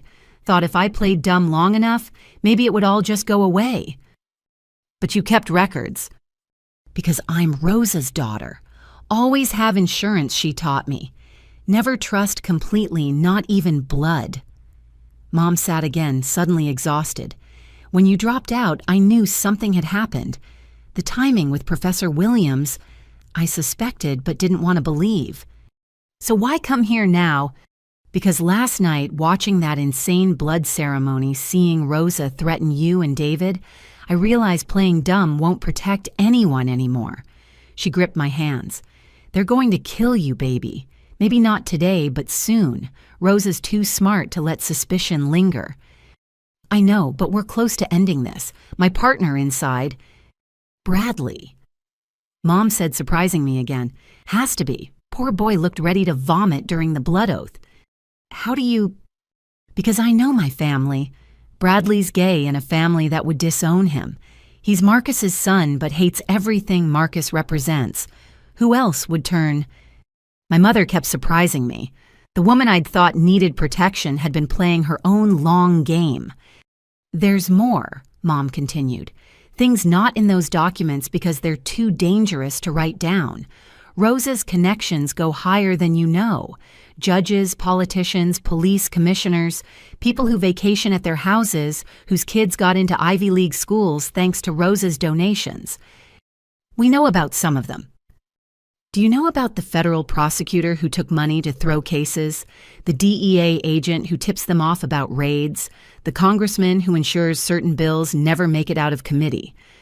Each name she listed was another bomb in my investigation. We'd suspected corruption, but not this deep. I need names, Mom, details. After you get us safe. All of us. Me, your father, your brother in Seattle, who you think doesn't know but does. She smiled sadly. We're not idiots, Roxanne. We're survivors who chose different ways to survive. My phone buzzed. Patricia, where are you? It's 8:45. I have to go, I said. I'm supposed to start working for Patricia today. The money laundering, Mom said. It wasn't a question. She'll test you with small tasks first. Moving money between accounts, probably the children's charity. She likes to see if people flinch at stealing from kids. Any advice? Don't be too good at it. Patricia's paranoid about being replaced. Be competent, but not threateningly so. Mom stood gathering her documents. These are copies. Originals are in a safety deposit box your father doesn't know about. If something happens to me, nothing will happen. If something happens, she continued firmly, Box 447 at First National on Madison. Keys hidden in your old music box at home, the one that plays Claire de Lune. She pulled me into a fierce hug. I'm proud of you. Terrified, furious at the lies, but proud. You're doing what I never had the courage to do. Mom, go. Patricia hates tardiness. But Roxanne, whatever happens, whatever you have to do, survive. The family can burn, but you survive. Promise me. I promise. She left first, taking a circuitous route. I waited 10 minutes, then called Rodriguez. My cover might be blown. My mother figured it out. How? I explained quickly, including the treasure trove of evidence she'd collected. Jesus Christ, Rodriguez breathed. Your mother's been running her own intelligence operation for 3 decades. Apparently, crime fighting runs in the family. This changes things. If she knows others might suspect, we need to accelerate the timeline. No, pulling out now wastes Bradley's position and Mom's evidence. Give me 1 day with Patricia. Let me get inside the money operation. Bellini. 1 day. If it goes bad, you have the blood oath recording Bradley's evidence and now my mother's documentation. Enough to bury them all. Rodriguez sighed. 24 hours, but we're doubling surveillance. First sign of trouble. Pepperoni pizza, I confirmed. I know. I dressed carefully for Patricia's world. Business casual that suggested ambition without threatening her designer supremacy. The wire, when in place, tested twice. The ceramic knife in my boot felt heavier today. Patricia's office occupied the top floor of a Michigan Avenue high-rise, all glass and chrome and stolen money. The Torino Foundation's mission statement dominated one wall, bringing hope to Chicago's children. You're late, Patricia said without looking up from her Mac. Traffic, sorry, Aunt Patricia. In this office, it's Ms. Torino. Professional boundaries matter. She finally looked at me, taking in my outfit with obvious disdain. Better than retail wear, I suppose. Sit. I took the chair across from her massive desk, noting the exit's windows' potential weapons. Patricia's assistant, a nervous young man named Kevin, brought coffee without being asked. "Let's be clear," Patricia began. "I don't want you here. This is Rosa's idea. But since you're here, you'll be useful or you'll be gone. Understand?" "Yes, Ms. Torino." "Good. First lesson. Charity is the perfect business. People give money expecting nothing back but feelings. We provide those feelings while keeping the money. Everyone wins." She turned her screen toward me, showing spreadsheets that might as well have been written in blood. Donations and expenditures out, but the math didn't add up. Millions vanished into administrative costs, consulting fees, vendor payments to companies that existed only on paper. "Your job," Patricia continued, "is data entry. Boring, tedious, perfect for someone of your background. But it's important. Every donation must be properly coded, every expense properly categorized." "Coded how?" She smiled like a shark. "Smart question. Donations fall into categories. Clean money from legitimate donors goes to actual charity work, about 10%. Dirty money gets washed through vendor payments, comes back clean. The coding tells us which is which." It was brilliantly simple. Hide criminal proceeds among thousands of legitimate donations. Use charity infrastructure to launder it. Take advantage of less stringent oversight on nonprofits. For example, Patricia pulled up a donation. "This $5,000 from Mrs. Henderson is legitimate. Code blue. But this $50,000 anonymous donation, code red. That needs special handling." "Where does red money come from?" Patricia's eyes narrowed. "Do you really want to know, or are you smart enough to just do the work?" Test within test. Show too much curiosity, seem like a threat. Show too little, seem suspicious. "I'd rather stay ignorant," I said. "Safer that way." "Good girl. Maybe you're not as stupid as you look." She set me up at a smaller desk computer, loaded with the Foundation's financial software. For the next 4 hours, I entered donations, categorized expenses, and watched millions of dollars dance between accounts like a shell game. Every transaction was evidence. Blue money from charity galas and guilt-ridden socialites. Red money from sources that trace back to pharmaceutical companies, shipping corporations, construction firms. All fronts for drug money. "You're efficient," Patricia observed over my shoulder. "Accurate, too. Where did retail teach you spreadsheet skills?" "Community college," I lied, before I dropped out of that, too. Kevin bring the Sanders files." Kevin scurried over with a banker's box. Patricia dumped it on my desk. Receipts, invoices, donation forms, all needing entry. "This is priority. Major donors being audited needs clean records by tomorrow. Think you can handle it?" I rifled through the papers, recognizing what this really was. Sanders was a federal judge. These were bribes disguised as charity donations. Patricia was testing if I'd process corruption without flinching. "Just data entry, right?" I said. "Exactly, just numbers on a screen." As Patricia returned to her office, I got to work. But something nagged at me. This felt too easy, too quick. Patricia showing me the entire money laundering operation on day 1. My phone buzzed. Unknown number, but the message made my blood freeze. "Check your email, Sebral B." I opened my personal email on my phone, finding a video file from Bradley's anonymous account. The timestamp showed 4 a.m. this morning. I plugged in earbuds, hunching over like I was listening to music while working. The video showed Rosa's restaurant kitchen. Bradley's voice shaky. "If you're seeing this, something's happened. After you left dinner, Grandma called me back. She knows Roxanne. Not suspects, knows. She has photos of you entering the federal building. Has confirmation you're Marshall Bellini. This is all a trap. Patricia's job, the access, everything. They're giving you enough rope to hang yourself while they figure out how deep the betrayal goes. Get out. Get out now before—" The video cut off. I looked up to find Patricia watching me from her doorway cell phone in hand. Problem with the data? She asked sweetly. No, I managed. Just checking a personal email. Personal business on company time, tisk, though I suppose you're used to different standards in retail. She glided back into her office, but I caught her reflection in the window. She was texting rapidly, urgently. I forced myself to keep working, mind racing. If Rosa knew why, hadn't they grabbed me at dinner? Why let me come here, access their financial systems? The answer came with terrifying clarity. They wanted to know who else was involved.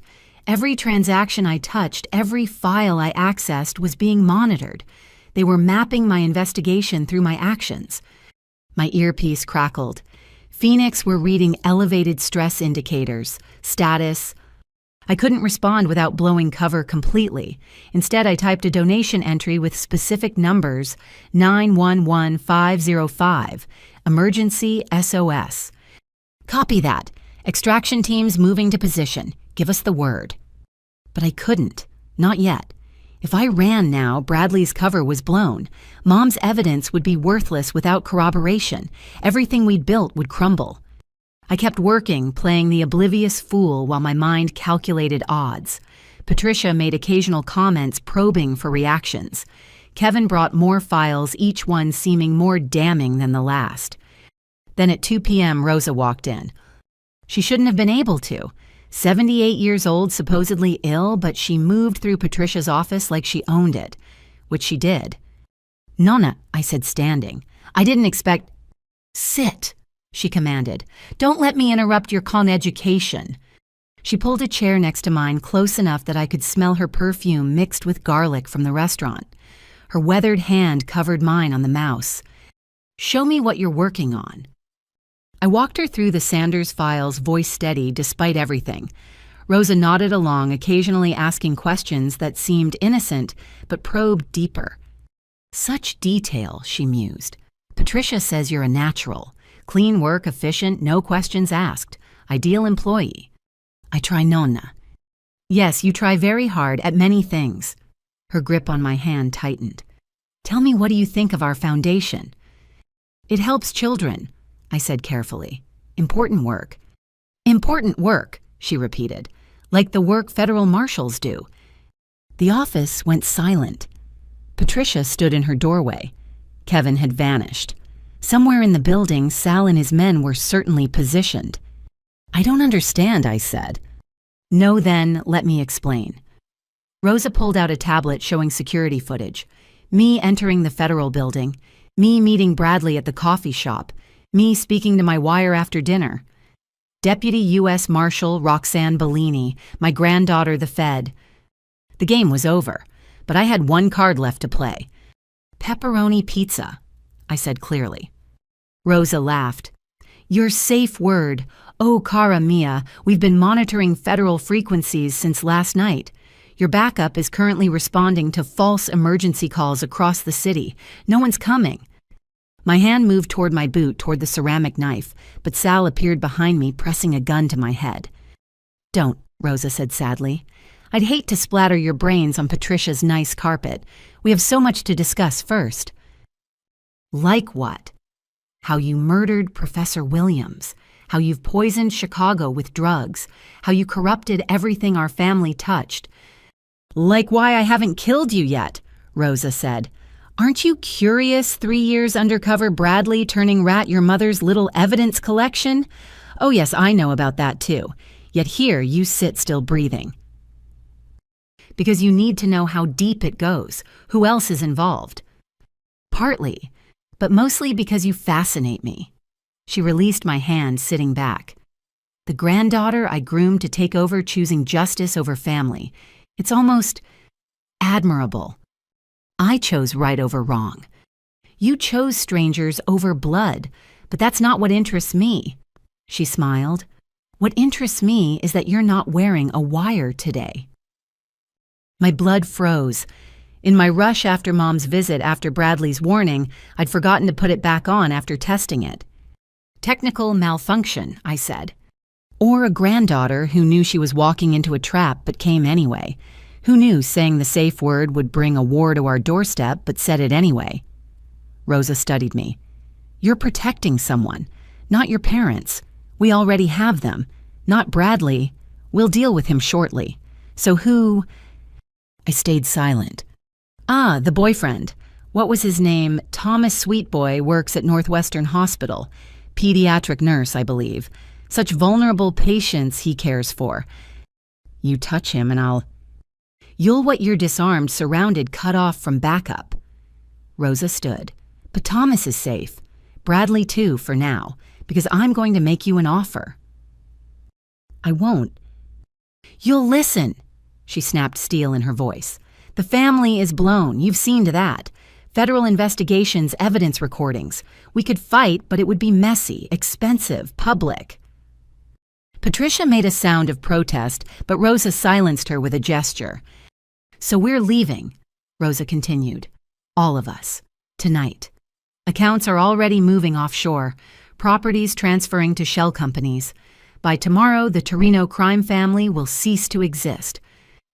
We'll find you. Perhaps, but consider the cost. Trials dragging on for years. Witnesses disappearing. Jury members having accidents. Your parents living in fear forever. She leaned close. Or you let us go. Clean break. We disappear, Chicago's drug trade takes a hit. You're the hero who broke the family. Everyone wins. Except your victims, the overdoses, the families destroyed. Casualties of business. But that business ends tonight with or without bloodshed. Your choice. I looked at Patricia, at Sal with his gun, at Rosa with her cold calculation. 3 years of work and it came down to this moment. I can't make that deal, I said. I thought not. Torino stubbornness. You got it from me. Rosa sighed. Then we do this the hard way. Sal, the gun pressed harder against my skull. This was it. The family disappointment's final failure. Then the windows exploded. Flashbang grenades filled the office with light and sound. I dropped rolling toward my boot knife as tactical teams rappelled through the shattered windows. Federal agents flooded through doors, weapons drawn screaming commands. Rosa stood calmly in the chaos, hands raised, looking at me with something like pride. You clever girl. The safe word wasn't to call them, it was to warn them you were compromised. They were already coming. She was right. Rodriguez had listened to my 911 code, heard the stress in my voice, made the call. The false emergencies hadn't pulled all units, just the ones Rosa could monitor. Rosa Torino. I said, standing with my newly recovered badge visible, you're under arrest for racketeering murder money, laundering, and conspiracy to distribute controlled substances. Among other things, she agreed pleasantly. Patricia, remember what we discussed. Sal, weapon down, hands visible. No need for anyone else to die today.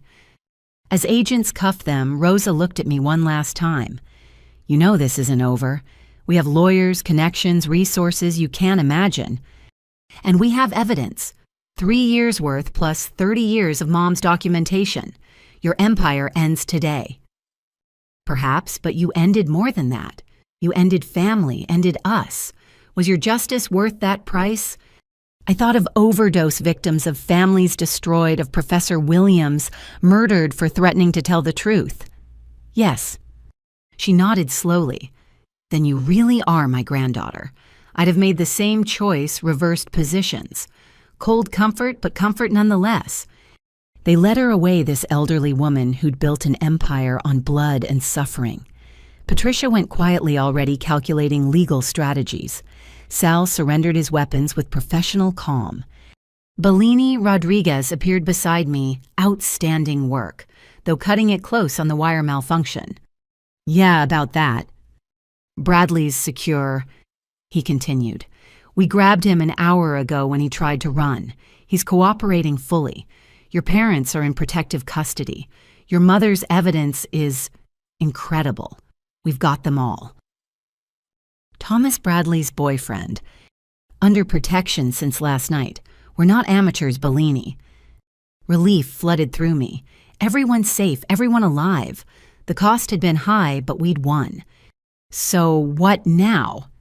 I asked, looking at the destroyed office at federal agents cataloging evidence at my family's criminal empire crumbling.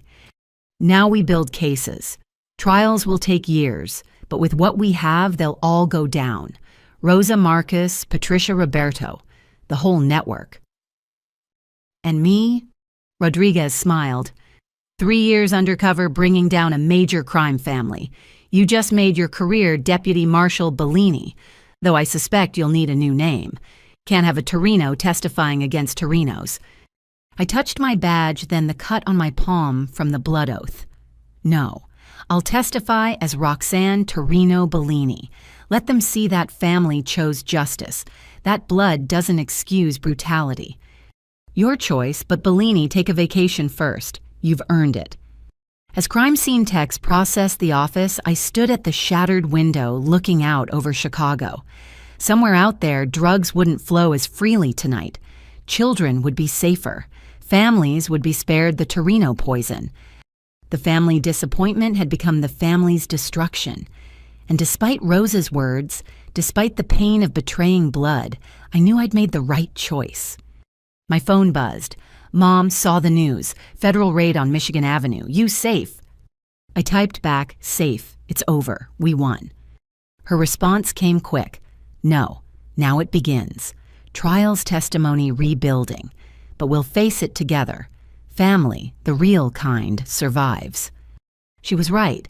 I'd destroyed the Torino crime family, but the Bellini family remained. Scarred, complicated, but honest. That was worth more than all of Rosa's empire. The sun set over Chicago, painting the sky red like blood, like wine, like the promise of a new dawn. Tomorrow would bring questions, recriminations, the long path of justice.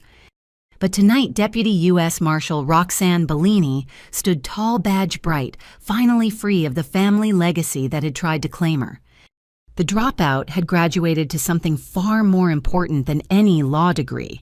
She'd graduated to justice. 6 months later, I sat in a federal courthouse bathroom stall trying not to vomit. Today was Marcus's preliminary hearing, and I was the star witness. The woman in the mirror looked different. Professional suit instead of retail discount, confident posture instead of studied failure. But inside, I was still the niece about to testify against the uncle who'd called me worthless. Bellini, you good. Marshal Thompson knocked on the door. Just need a minute. Rodriguez wants you in the prep room. Bradley's getting nervous. Bradley. My former conspiracy partner turned state's witness, now preparing to testify against his own father. We'd become close through the trial preparation. Trauma bonding, the prosecutors called it. I called it survival. I found him in the witness room, impeccably dressed, but pale as paper. Thomas sat beside him, holding his hand despite the armed guard's presence. How do you do it? Bradley asked when he saw me. Face them every hearing, every deposition, knowing they want us dead. I remember why we're doing this, I said, sitting across from them. Every pill that doesn't kill someone. Every family that doesn't lose a child to fentanyl. Noble, he said bitterly. But nobility doesn't stop the nightmares. Doesn't stop me from seeing my father's face when they arrested him. Thomas squeezed his hand. You're saving lives. That matters more than his approval ever did. Does it? Bradley looked at me. Roxanne, we destroyed our family. Everyone's in jail or fled. Even the innocent ones are tainted by association. Was justice worth becoming orphans? Before I could answer, Rodriguez entered. Showtime, people.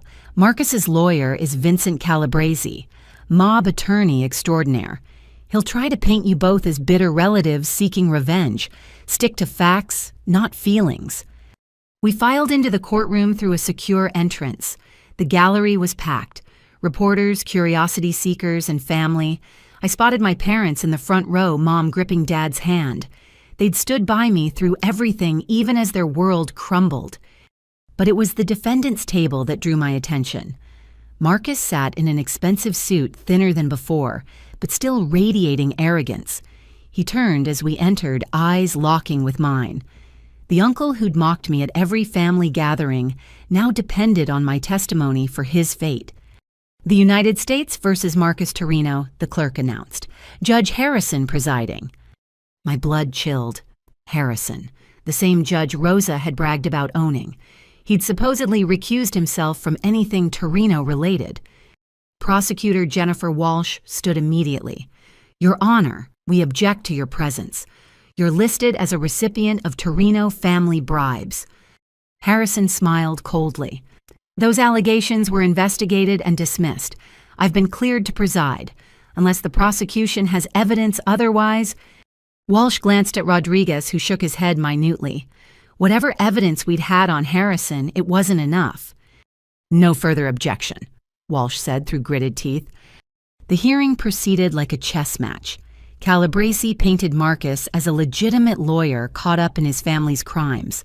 Walsh systematically destroyed that image with documents, recordings, and testimony. Then it was my turn. State your name for the record. Deputy U.S. Marshal Roxanne Bellini. Marcus flinched at my title. Even now, months later, he struggled to reconcile the dropout niece with the federal agent. Walsh walked me through the evidence methodically, the construction site surveillance, the pharmaceutical shipments, the money flowing through Patricia's charity. With each revelation, Marcus's jaw tightened. Ms. Bellini. Calabrese began his cross-examination with a shark smile. Isn't it true you harbored resentment toward my client for his success? I harbored resentment toward his criminal activities. Activities you claim to have witnessed while undercover. Tell me, how does a law school dropout become a federal marshal? By reporting corruption and having my life threatened for it. The marshals recruited me specifically because I chose integrity over convenience. Integrity. Calabresi laughed. You lied to your family for 3 years, accepted their hospitality, ate at their table, all while planning their destruction. Is that integrity? Objection, Walsh called, argumentative. Overruled, Harrison said, smiling slightly. The witness may answer. Integrity, I said firmly, is choosing justice over blood, choosing to stop drug dealers even when they share your name. Drug dealers. My client is a respected attorney. Your client personally supervised midnight drug transfers. I have video evidence. Calabresi's smile faltered. Video that could be doctored. Deep fakes are common now. Then perhaps Bradley Torino's testimony will be more convincing, Walsh interjected. The defendant's own son.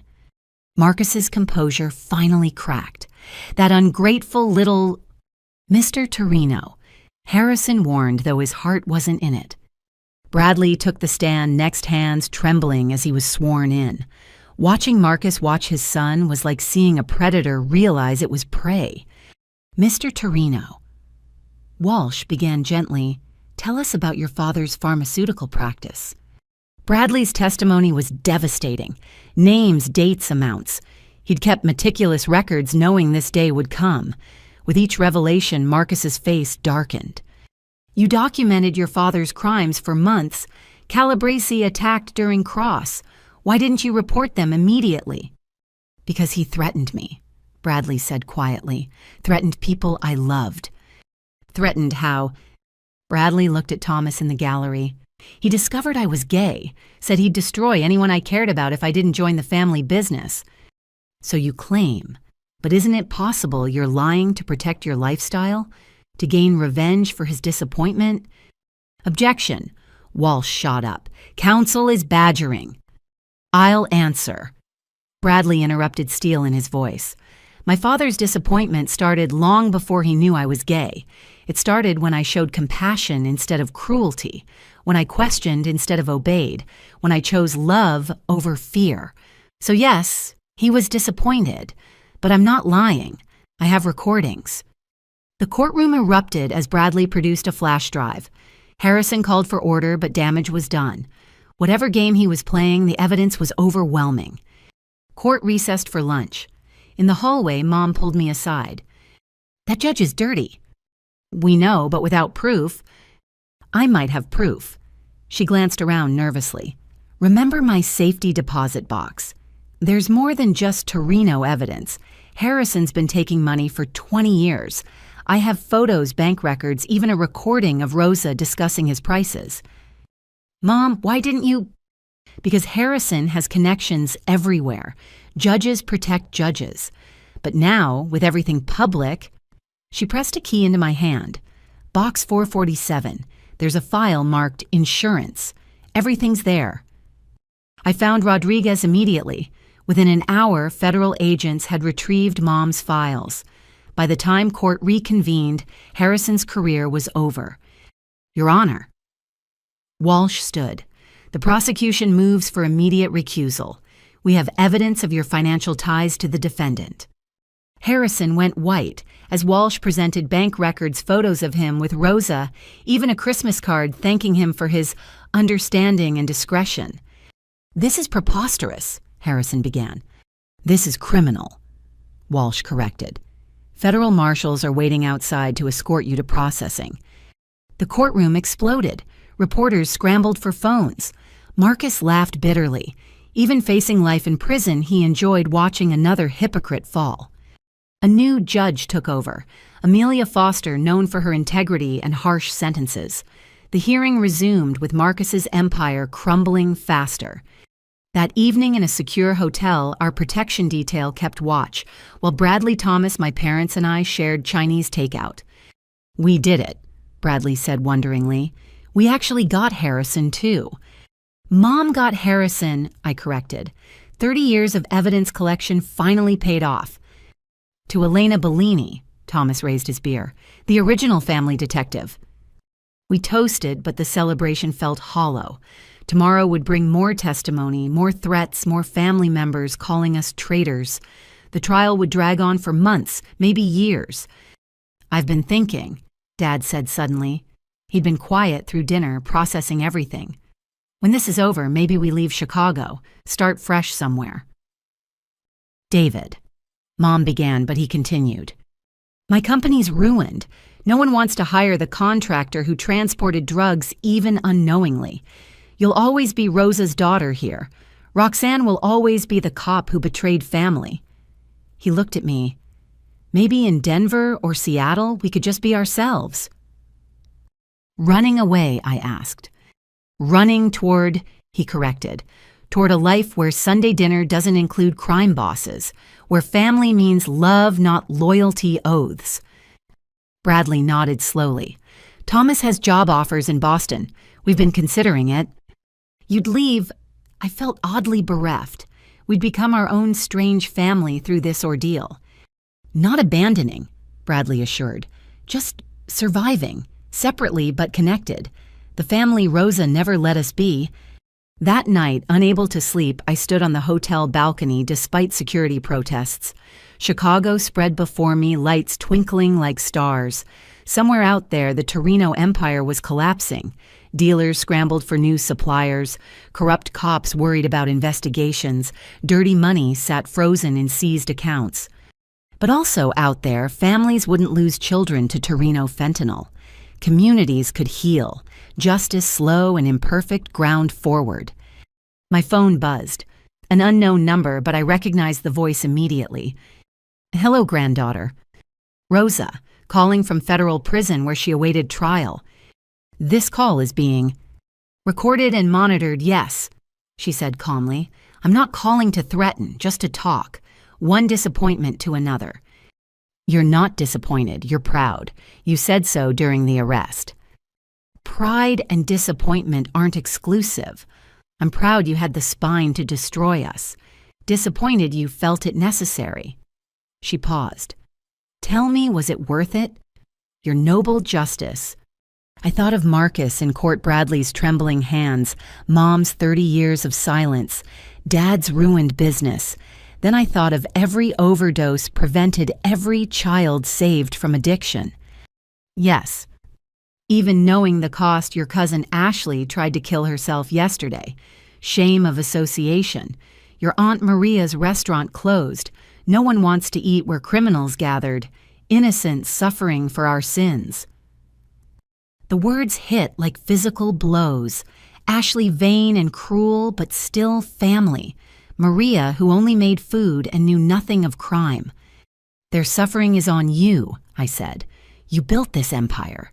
You created the shame they carry. I built a legacy. You destroyed it. But perhaps, she chuckled, perhaps that's the most Torino thing of all. We always did eat our own. Why did you really call? To tell you something. The family business is done, but business itself continues. Others will fill the void. Mexican cartels, Russian, Bratva, Chinese triads. The drugs will flow just with different management. Then we'll stop them too. Will you, or will you discover what I learned long ago? Crime is Hydra. Cut one head, two, grow back. The demand remains, so supply follows. That doesn't mean we stop fighting. No, I suppose not. You have your father's stubborn optimism. It's almost charming. Her voice softened. Take care of Bradley. Prison won't be kind to Marcus's gay son who turned rat. He'll need protection. We'll protect our own. Your own, she mused. You've made a new family from the ashes of the old. How poetic, how painful, how perfectly Torino. The line went dead. I stared at the phone, then at the city beyond. Rosa was right about one thing. Crime would continue. But she was wrong about it being pointless to fight. Tomorrow would bring more testimony. More family members exposed more corruption, revealed more pain in pursuit of justice. But also, more lives saved, more communities, protected more proof that someone gave a damn. I went back inside where my chosen family slept. Parents who stood by me, a cousin who chose truth over comfort, his boyfriend, who loved him through it all. Not the family I was born into, but the family I'd earned. The war against the Torino Empire was almost won, but the war for Chicago's soul, for justice over blood, for right over easy, that war continued. And Deputy U.S. Marshal Roxanne Bellini would be on the front lines badge shining, surrounded by the family that mattered, those who chose justice too. The dropout had become the law, and the law, unlike blood, was incorruptible. The safe house felt more like a prison after 8 months of trial preparation.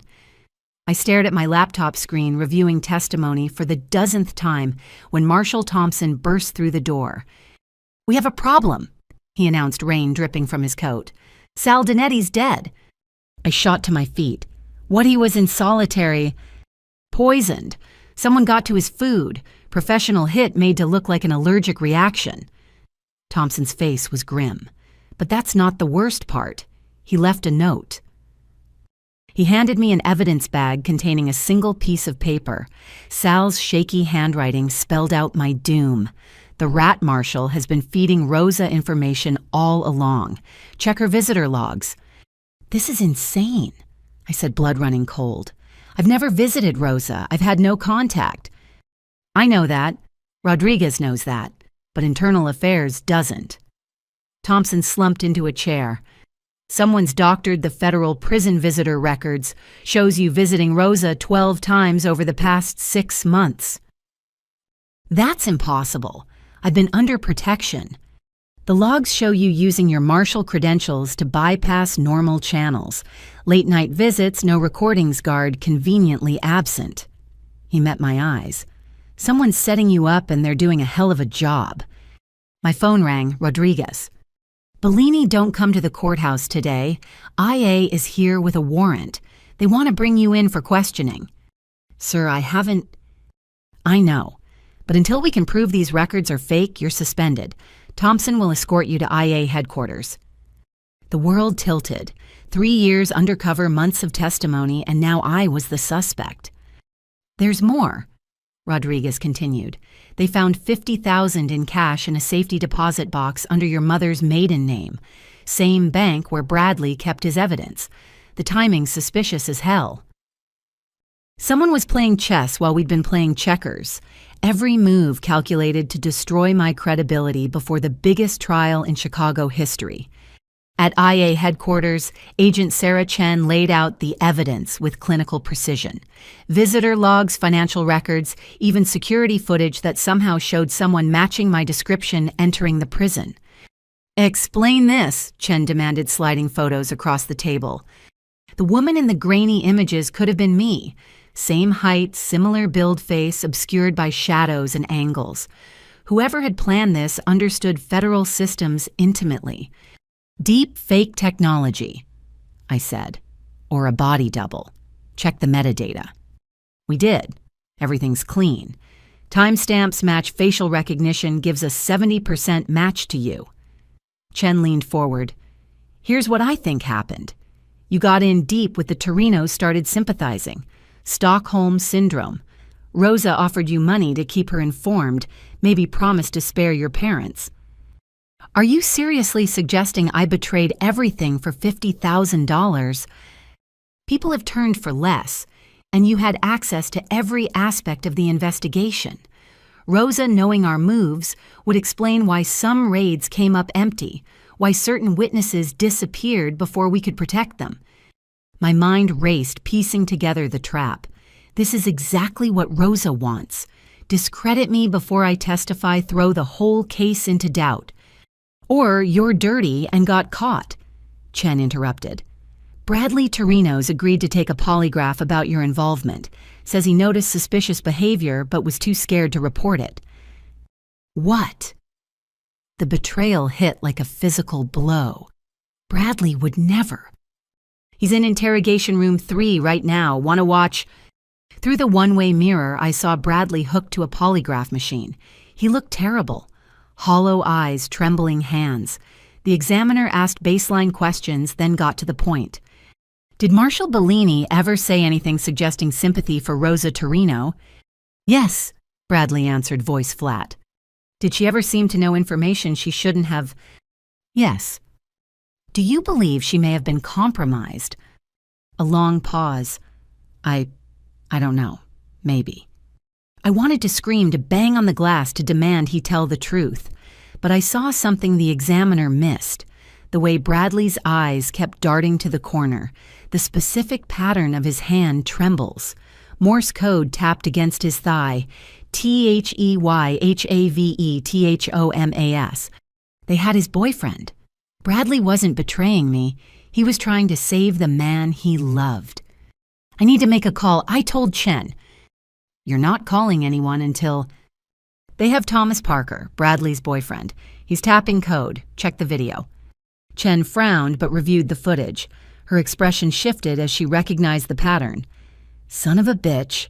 Martinez, get a team to Parker's apartment now. Too late. The team found Thomas's apartment, empty, signs of struggle blood on the floor. A note on the kitchen table. The marshal's testimony dies, or the nurse does. You have 24 hours. This changes things, Chen admitted, but not everything. The evidence against you was planted by someone with inside knowledge. I finished. Think about it. Who knew about my mother's maiden name, who had access to prison visitor systems, who could doctor footage that well. You're suggesting someone in law enforcement is working for the Torinos. I'm suggesting Rosa's reach goes deeper than we knew.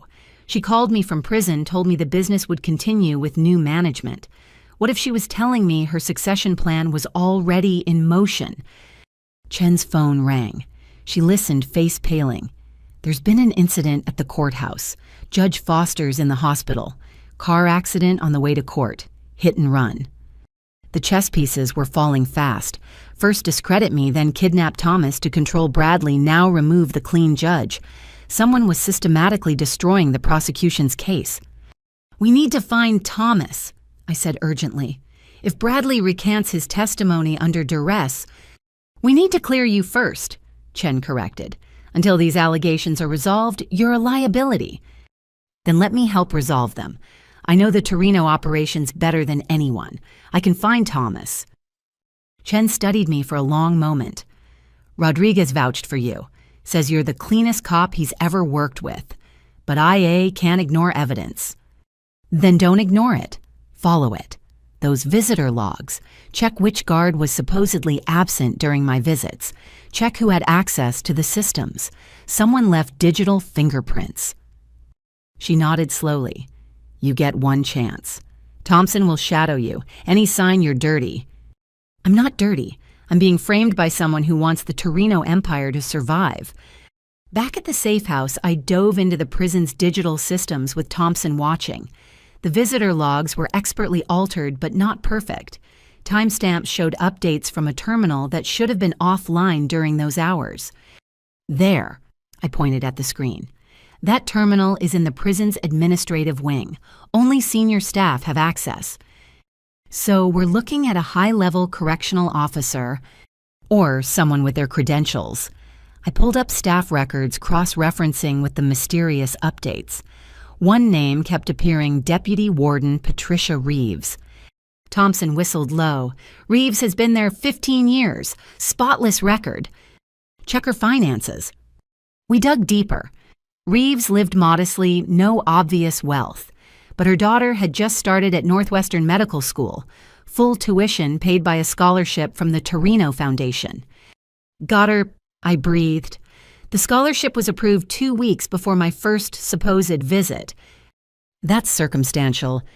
It's a start. Now we find Thomas before... My phone buzzed. Unknown number, but I recognized the voice immediately. Marcus calling from Federal Holding. Niece, he said smoothly. Enjoying your taste of injustice. How does it feel to be presumed guilty? Where's Thomas? Safe, for now. But his safety depends on your cooperation. Recant your testimony. Admit you fabricated evidence for career advancement. Take responsibility for the investigation's overreach. Go to hell, Marcus. I'm probably heading there anyway, but I won't go alone. You have 20 hours left. Thomas is diabetic, isn't he? Would be a shame if he missed his insulin. The line went dead. I looked at Thompson. We need to find him fast. Bellini, if you're being set up going rogue, won't help. Let the FBI handle... The FBI will follow protocol while Thomas dies. I know how the Torinos think, where they'd hold someone. I grabbed my jacket. You coming or not? Thompson sighed but followed. Rodriguez is going to kill me. We started with the obvious locations. Warehouses the Torinos had used, properties seized but not yet processed. All empty. As we drove through Chicago's rain-slicked streets, I tried to think like Rosa. She'd want him somewhere symbolic, I said suddenly. Somewhere that sends a message. Like where? Then it hit me. The old Torino bakery, where Rosa started before the restaurant. It's been closed for years, but the family still owns it. The bakery sat in an industrial district looking abandoned, but fresh tire tracks in the mud suggested recent visitors. Thompson called for backup while I studied the building. 6 entrances, I noted. They'll expect us at the main door, but there's an old delivery tunnel from Prohibition days. My grandfather used to tell stories about it. Backup's 10 minutes out. Thomas might not have 10 minutes. We found the tunnel entrance behind a rusted dumpster. The passage was narrow, dark, filled with decades of dust and rat droppings. We crawled through, guided by tactical flashlights. Voices echoed ahead. I recognized Sal's nephew, Tony Donetti, continuing the family business. Through a grate, I saw Thomas tied to a chair, unconscious but breathing. 3 guards, all armed. Boss says we ice him at midnight if the marshal doesn't fold, Tony was saying. Make it look like he tried to escape. I looked at Thompson, held up 3 fingers pointed at positions. He nodded, understanding. No time for perfect planning. We burst through simultaneously.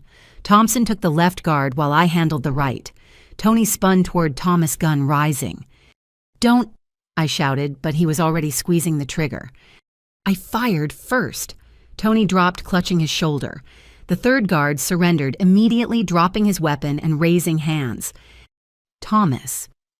I rushed to him, checking vitals, pulse weak but steady. As Thompson secured the scene, I found Thomas's medical kit in the corner. They'd at least kept him alive for leverage. Roxanne. Thomas's eyes fluttered open as I administered insulin. Bradley. They made him lie. I know, he's safe. You're safe now. No, he grabbed my arm weakly. You don't understand. It's not over. Rosa. She's been running things from inside. The warden. Reeves, we know. Not just Reeves, higher. Someone in DOJ. Someone who can access any system, change any record. His voice faded. Bradley heard them talking. Assistant director.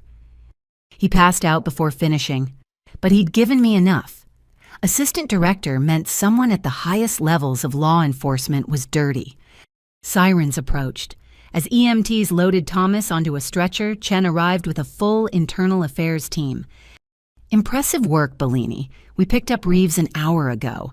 She's already talking, confirming your visitor logs were fabricated. It goes higher, I said. Thomas said assistant director level. Chen's expression darkened. That's a serious allegation. This whole thing is serious. Someone's trying to save the Torino Empire by destroying the prosecution. What you need to do is report for debriefing. You're still suspended pending full investigation. She softened slightly. But off the record, good work. Thomas would be dead without you. At the hospital, Bradley sobbed apologies while clutching Thomas's hand. I'm sorry, Roxanne. They said they'd kill him slowly. I had to... You protected the person you love, I said. I understand. But now we fight back smart. Whoever's running this from inside, they just showed their hand. They're desperate enough to kidnap and frame. That means we're close. Rodriguez appeared looking exhausted. The Attorney General's office is opening a corruption probe. Every person with access to those systems is being investigated. In the meantime, the trial continues tomorrow with or without Foster. Who's presiding? Judge Catherine Stone. Former military, no ties to Chicago, flown in specifically for this. He studied me. You're cleared to testify, but Chen wants you under IA surveillance. Fine, let them watch. I've got nothing to hide. But as I sat in that hospital room watching Bradley tend to Thomas, I wondered how deep the corruption went. The Torino Empire was supposed to be finished, but like Rosa had warned, crime was Hydra. Cut off one head, watch another grow.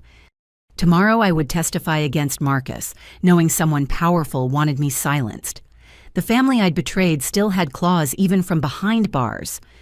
The war wasn't over. It had just revealed a new enemy, one wearing a badge. The federal courthouse basement conference room felt like a bunker. Marshal Rodriguez had called an emergency meeting at 5 a.m. 2 hours before Marcus's trial resumed. Around the table sat the core team, me, Thompson, Prosecutor Walsh, and Agent Chen from Internal Affairs. We've identified our mole, Rodriguez announced without preamble, sliding a file across the table. Assistant Director Harold Fitzgerald, DOJ Criminal Division, 15-year veteran spotless record, and Rosa Torino's inside man for the last decade. My stomach dropped. Fitzgerald had oversight of major organized crime cases. He'd had access to everything. Evidence, Walsh asked, already calculating how this would impact her case. Thomas Parker recorded partial conversations while captive. Bradley Torino provided financial records he'd hidden showing payments to Fitzgerald through shell companies. And Rodriguez paused. Fitzgerald's son died of an overdose 5 years ago. Fentanyl-laced heroin. You're saying he's working for the people who killed his son? Thompson asked, incredulous. We're saying grief makes people do incomprehensible things, Chen explained. Rosa apparently convinced him the real villains were the Mexican cartels. She promised to help him get revenge if he helped her maintain control of Chicago's drug trade. Classic Rosa, I muttered. Find someone's weakness twisted into loyalty. The question now, Walsh interjected, is how much Fitzgerald compromised? Which witnesses did he expose? Which safe houses did he burn? How many cases are tainted? Rodriguez's expression was grim. We have to assume everything. Every witness location, every piece of evidence, every strategy we've discussed in official channels. So we're flying blind into the biggest trial of the decade, I asked. Not blind, just careful. Rodriguez turned to me. Bellini, you testify in 3 hours. Fitzgerald doesn't know we've identified him. We're going to use that. I'm bait. You're a federal marshal who understands the stakes. Fitzgerald will make a move. Has to with trial resuming. When he does, we'll be ready. Walsh gathered her papers. I need to prepare for this. If Fitzgerald's been feeding information to the defense, Calabrese knows our entire strategy. As the meeting dispersed, Chen pulled me aside. There's something else. We've been monitoring Rosa's communications from prison. She made a call last night to a burner phone. One sentence before hanging up.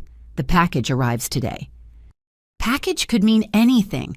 Weapons, drugs, a hit squad. Or documents. Fitzgerald had access to sealed FBI files on other crime families. What if Rosa's planning to expose corrupt officials in rival organizations, create chaos while she rebuilds? The implications were staggering. If Rosa had FBI intelligence on other crime families, she could start a war from her prison cell. We need to warn... I started, but Chen shook her head. Already in motion. Every major crime family in Chicago is being notified through back channels. If they have dirty cops, they'll handle it internally. Street justice. Sometimes that's the only kind that works. Chen's phone buzzed. Fitzgerald just entered the building. He's heading for the U.S. Attorney's office, probably trying to access the prosecution's final witness list. Let me guess, I'm on that list. Top of it. Along with your parents, Bradley, and 3 former Torino associates who flipped. She met my eyes. Whatever Fitzgerald's planning, it happens today. I returned to the witness prep room where my parents waited with their security detail. Mom was teaching Dad to play chess on a travel board, her way of managing stress. Knight to bishop 4, she said, then looked up at me. You look worried. Just ready for this to be over. Dad moved a pawn randomly. Your mother's been destroying me for an hour. Apparently she's been playing chess since college. Your father never asked, Mom said, capturing his queen. People assume housewives don't have strategic minds. Their mistake. Checkmate. Even now she surprised me. I wondered what other secrets Elena Bellini harbored behind her suburban facade. My phone vibrated. Bradley. They moved our testimony. We're going first now. Prosecutor says strategy change. They're shuffling the lineup, I told my parents, trying to throw off whoever's leaking to the defense. Smart, Mom noted. In chess, when your opponent knows your moves, you change the game. An hour later, we filed into the courtroom through a secure entrance. Judge Stone presided with military bearing, her eyes scanning for any disruption. The gallery was packed but orderly. Marcus sat at the defense table, orange jumpsuit, replacing his designer suits, but his arrogance remained intact. Bradley took the stand first. His testimony was devastating. Dates, times, amounts, names. But Calabrese was ready with a counterattack that proved inside information. Mr. Torino, isn't it true you suffer from anxiety disorder, that you've been prescribed Xanax, Klonopin, and other medications that can cause memory issues? Bradley's face went white. Those medical records were sealed. Yes, but that doesn't... And isn't it true you were hospitalized for a psychotic break 2 years ago, that you believed your family was trying to poison you? That was a reaction to medication, not psychosis. But you did make those accusations, told doctors your grandmother was putting substances in your food. Walsh objected furiously, but damage was done. Fitzgerald had fed them Bradley's confidential medical history, painting him as unstable. When my turn came, I was ready for war. State your name for the record. Deputy U.S. Marshal Roxanne Bellini. Ms. Bellini, Calabrese began immediately. Is it true you're currently under investigation by Internal Affairs? Walsh shot up. Objection relevance. Goes to credibility. Calabrese smiled. I'll allow it, Stone ruled. But tread carefully, counselor. Yes, I answered. IA investigated false allegations that have since been disproven. False allegations. Like the false allegations you made against Professor Williams before dropping out of law school. Williams was taking bribes. He was murdered before he could be prosecuted. Allegedly murdered. No one was ever charged. Calabrese circled like a shark. You seem to see corruption everywhere, Marshal. In your professors, your family, even fellow law enforcement. Classic paranoid pattern, wouldn't you say? I see corruption where it exists, like in your client who personally supervised drug shipments that killed teenagers across Chicago. Allegedly supervised, based on grainy footage and the testimony of a medicated cousin and a paranoid dropout? Objection, Walsh interrupted. Sustained. Counselor, no more characterizations. But Calabresi wasn't done. Marshal Bellini, have you ever taken money from the Torino family? They paid for dinners sometimes. That's not what I asked. Have you ever received cash payments from Rosa Torino? A trap. The $50,000 planted in the safety deposit box. If I denied it and they had proof, I'd perjure myself. If I admitted it without context, I'd look corrupt. Money was placed in an account under my mother's name without my knowledge as part of a frame job. It's been seized as evidence of obstruction. So, money connected to you appeared mysteriously. How convenient. Just like evidence against my client appeared mysteriously. Your client left a trail of bodies and drugs across Chicago. Nothing mysterious about that. Calabresi smiled coldly. Speaking of bodies, let's discuss Thomas Parker. Objection, Walsh called. Mr. Parker is a victim, not... Mr. Parker was allegedly kidnapped, then conveniently rescued by Marshal Bellini, almost like she knew where to find him. The implication hung heavy, that I'd staged the kidnapping to boost my credibility. Before I could respond, a commotion erupted in the gallery. Gun, someone screamed. Chaos exploded. A man in a courier uniform had stood up, weapon emerging from a package. Security reacted instantly, but not fast enough. The gun swung toward the witness stand, toward me. Time slowed. I saw the muzzle flash, heard the shot, felt the impact as Marshal Thompson slammed into me from the side. We hit the floor hard as more shots erupted. Screams, breaking glass, the sharp crack of return fire from court security. When the smoke cleared, the fake courier was down, bleeding from multiple wounds. Thompson groaned beside me, blood spreading from his shoulder. Thompson. I pressed on the wound while EMTs rushed in. Better than your head, he gasped. Fitzgerald had to be. He was right. Only someone with high-level access could have gotten a weapon past courthouse security, could have planted an assassin with fake credentials. Judge Stone maintained order through sheer force of will. This courtroom is now a crime scene. Marshal, are you injured? No, Your Honor. I kept pressure on Thompson's wound. But I need to finish testifying. Roxanne, no.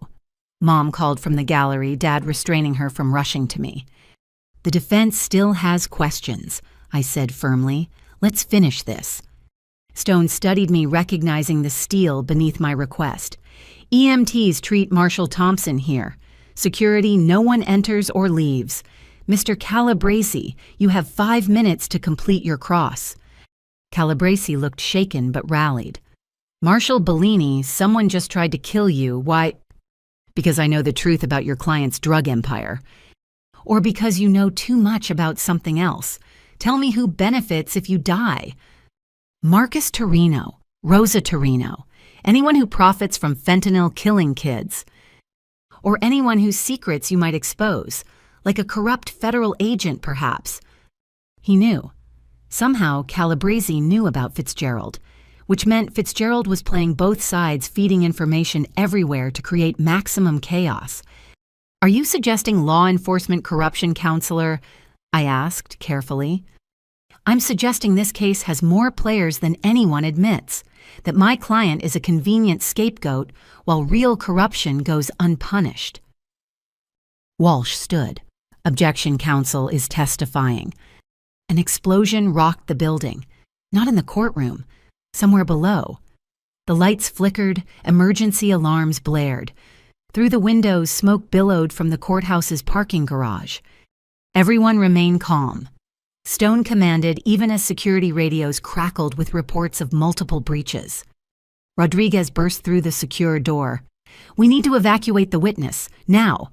Fitzgerald's gone rogue. He's got a team hitting the courthouse. Like hell, I said. I'm finishing my testimony. Bellini, that's an order. With respect, sir, if I run now, they win. Every juror will think I have something to hide. The case dies. Judge Stone made the call.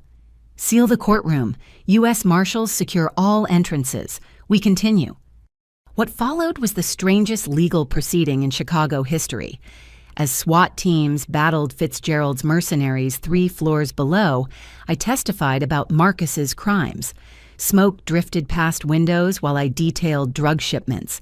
Distant gunfire punctuated my descriptions of money laundering. Did you see Marcus Torino personally handle narcotics? Calabrese asked, voice strained as an explosion shook the building. I saw him supervise transfers of pharmaceutical crates containing fentanyl. I have video evidence. The lights cut out. Emergency lighting cast everything in red. In that hellish glow, Marcus finally broke. Enough! He stood ignoring his lawyers, grabbing hands. You want truth, Roxanne, truth? Is you destroyed a beautiful thing. 3 generations of power, respect, control, gone because you couldn't accept your place. Mr. Torino, sit down, Stone commanded. We own this city, Marcus continued. Judges, cops, politicians, all ours. And you ungrateful bitch, you threw it away for what a badge, a pathetic need for daddy's approval. I threw it away to save lives, I said steadily. Lives. Marcus laughed wildly. You know how many people will die in the power vacuum we leave. The cartels will slaughter each other for territory. The Russians will move in. The streets will run with blood, and it's your fault. No. I stood too, facing him across the chaos.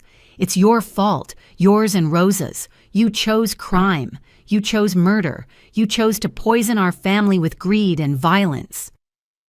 We chose strength. We chose... A window shattered. A smoke grenade rolled across the floor, filling the room with thick gray clouds. In the confusion, I heard Rodriguez shouting orders, Mom screaming my name, the sharp crack of a judge's gavel trying to restore order to hell. When the smoke cleared, Marcus was on the floor, Calabrese restraining him. Blood ran from his nose. He'd tried to charge me and met a lawyer's fist instead. Your Honor. Walsh said, voice steady. Despite the insanity, the prosecution rests. Stone looked around her destroyed courtroom. Smoke damage, broken windows, blood on the floor, a defendant in restraints. This court is in recess until the building is secured. Marshals maintain custody of all parties. As they led Marcus away, he stared at me with pure hatred. This isn't over. The family remembers. The family always remembers. The family is finished, I replied. But even as I said it, watching Thompson loaded onto a gurney, hearing reports of dead officers below, I wondered if anything was ever truly finished. Rosa had warned me. Cut off, one head too, grow back. In the secured witness room afterward, Rodriguez delivered the news. Fitzgerald's dead. Chose suicide over capture. But his team got away with something from evidence lockup. What did they take? The Torino financial records, all of them, physical and digital copies. He looked exhausted. Without those, the money laundering charges get harder to prove. But we have testimony from a paranoid marshal and an unstable cousin. Calabrese shredded credibility like it was his job, which I guess it was. Chen entered, face grim. It gets worse. Rosa Torino was just diagnosed with terminal cancer. 6 months to live, maybe less. She's petitioning for compassionate release. The hits kept coming. Our case was wounded, our evidence compromised, our star witnesses discredited. And somewhere out there, Fitzgerald's mercenaries had the Torino financial records, either to destroy them or sell them back to Rosa. So what do? I asked. Rodriguez smiled grimly. We do what cops do. We adapt. We survive. We find another way. Because you were right about one thing, Bellini. This isn't over.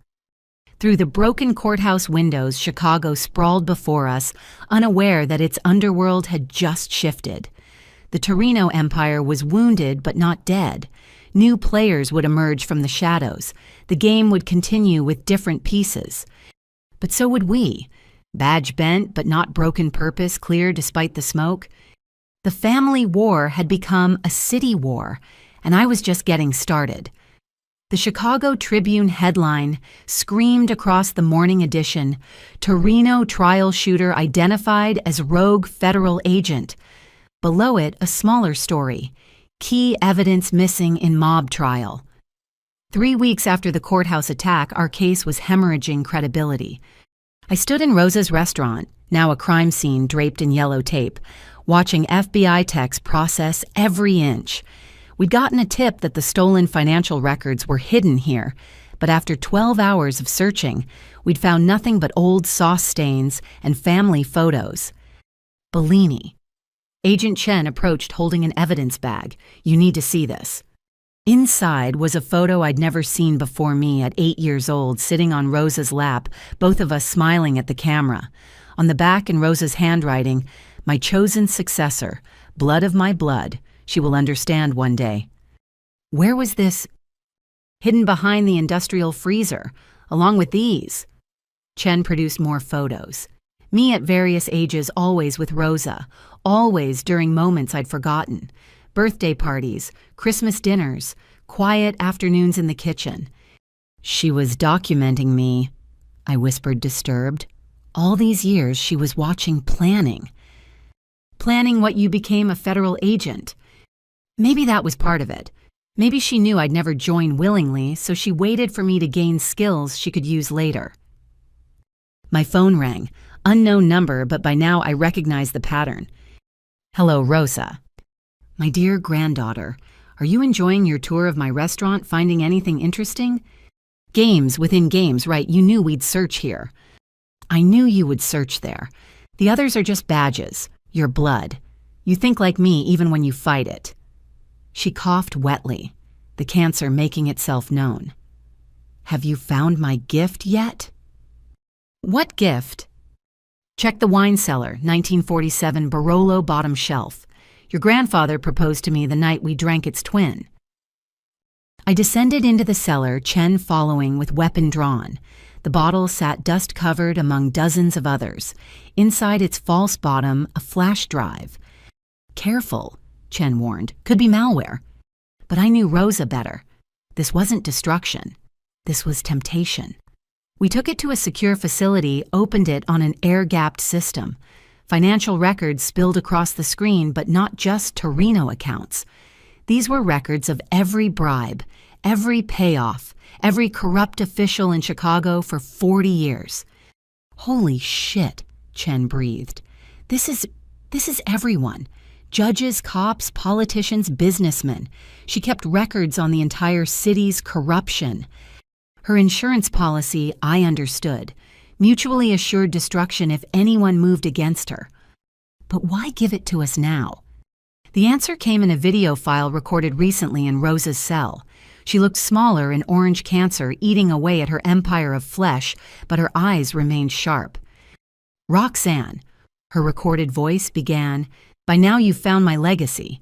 40 years of secrets of knowing which pillars of society were actually termites. You face a choice. Expose it all. Watch Chicago tear itself apart as hundreds of investigations bloom. Or use it wisely, selectively becoming the power behind the throne." She leaned toward the camera. "You think you chose justice over family, no cara mia. You chose to remake the family in your image. Every criminal you arrest creates a vacuum. Someone fills it. Why not someone you control? Why not build a better empire on the bones of mine?" "She's insane," Chen said. But I heard the seductive logic. How many criminals had we arrested only to watch worse ones take their place? How many times had we played by the rules while corruption flourished? With Rosa's files, we could perform surgery on Chicago's underworld instead of amputation. "There's more," Rosa continued. "Marcus knows about the files, others too. They'll come for them for you, unless you make deals, unless you become what I trained you to be, a queen who rules from shadows." The video ended. Chen and I stared at the treasure trove of corruption, both understanding its terrible power. We have to turn this over to DOJ, Chen said, but even she sounded uncertain. Dewey Fitzgerald was DOJ. How many others in these files still wear badges if we dump this publicly? Chicago burns. Hundreds of cases get overturned. Thousands of criminals walk free. So we bury it, pretend we never found it. Or we use it strategically, one corrupt official at a time, surgical strikes instead of carpet bombing. Chen studied me. You're actually considering her offer, becoming the new Rosa. No, but I'm considering reality. This information exists. Pretending it doesn't won't make it disappear. Someone will use it. Why not someone trying to do good? Before she could respond, my phone rang. Rodriguez. Bellini, we have a situation. Bradley Torino's been taken from protective custody. Professional grab team. Thomas is hysterical. When? 20 minutes ago. They left a message, Rosa's files for Bradley's life. The choice was being made for us. I looked at Chen. Still think we should turn it over to DOJ, let Bradley die while bureaucracy processes. Her jaw tightened. What do you have in mind? What I had in mind would have horrified me 6 months ago. But 6 months ago, I believed in clean lines between good and evil. Now I understood Rosa's final lesson. Power doesn't vanish. It only changes hands. First we save Bradley, then we decide who burns. An hour later, I sat in a diner booth across from Vincent Calabresi. The mob lawyer looked uncomfortable outside his courtroom kingdom. Thank you for meeting me, I said. You said it concerned my client's safety, though why I should trust the woman trying to imprison him? Because your client's son has been kidnapped by competitors who want Rosa's files, and you're going to help me get him back. Calabresi laughed. Why would I do that? I slid a single page across the table. His name, his accounts, his bribes documented in Rosa's careful handwriting. His face went pale. Jesus Christ.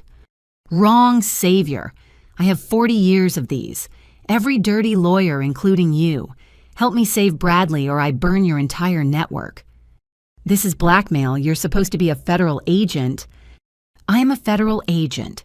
One who's learned that sometimes saving lives requires getting dirty. I leaned forward. Your client's son will die unless we act. You can help or you can explain to Marcus why you let his boy get tortured because you were too proud to work with a cop. Calabresi's hands shook slightly. What do you need? Information. Who grabbed Bradley? Where would they take him? He was silent for a long moment, calculating odds. Then, the Kozlov brothers, Russian outfit trying to move into Torino territory. They have a warehouse in Cicero, use it for interrogations. Guards security. Maybe a dozen men, ex-military mostly. He met my eyes. If I help you, if Bradley lives what happens to that page, it disappears. But I keep the copies and you keep your mouth shut about Rosa's files. You're becoming her, he said wonderingly. Rosa. She'd be so proud. Rosa's dying in a cell. I'm trying to save lives. Don't confuse the two. But even I heard the hollow ring of my words. 2 hours later, I stood outside the Cicero warehouse with a mixed team, FBI SWAT U.S. Marshals and 2 dirty cops Chen had convinced to help using Rosa's files. The irony wasn't lost on me using corruption to fight corruption. Thermal imaging shows 15 hostiles, the team leader reported. 1 heat signature in the basement stationery, probably Bradley. Alive. For now. I made the call. We go in hard and fast. Priority is the hostage. Rules of engagement. Anyone threatens Bradley dies. Bit bloodthirsty for a federal op, someone muttered. Anyone have a problem with that? I asked, hand resting on my weapon. No one did. Rosa's files had given me leverage over half the team. The other half was loyal to Rodriguez, who'd made clear that Bradley came home alive or heads would roll. Execute. The entry was violence incarnate. Flashbangs breaching charges, automatic weapons fire. The Russians fought hard, but we fought harder, driven by desperation and dark necessity. I found Bradley in the basement tied to a chair, beaten but breathing. One guard remained gunned to Bradley's head. "Drop the weapon," I commanded in Russian, another gift from Rosa, who'd insisted her grandchildren learn the languages of potential enemies. "You drop yours," he replied, "or pretty boy dies." Time for negotiation was over. I shot him in the shoulder, spinning him away from Bradley. As he fell, I kicked his weapon clear and cuffed him to a pipe. "Roxanne." Bradley's voice was weak, scared. "They wanted the files." "I know. You're safe now." I cut his restraints, supporting him as he sagged forward. "Can you walk?" Did you give them the files?" "No, but I used them, just like Rosa would have." He looked at me with swollen eyes. "She wins either way, doesn't she? Even dying, even imprisoned, she wins." I helped him toward the stairs, stepping over Russian bodies. "No, she doesn't win. We just use her weapons against her world." "Is there a difference anymore?" I couldn't answer, because increasingly I wasn't sure there was. The warehouse was secure when we emerged.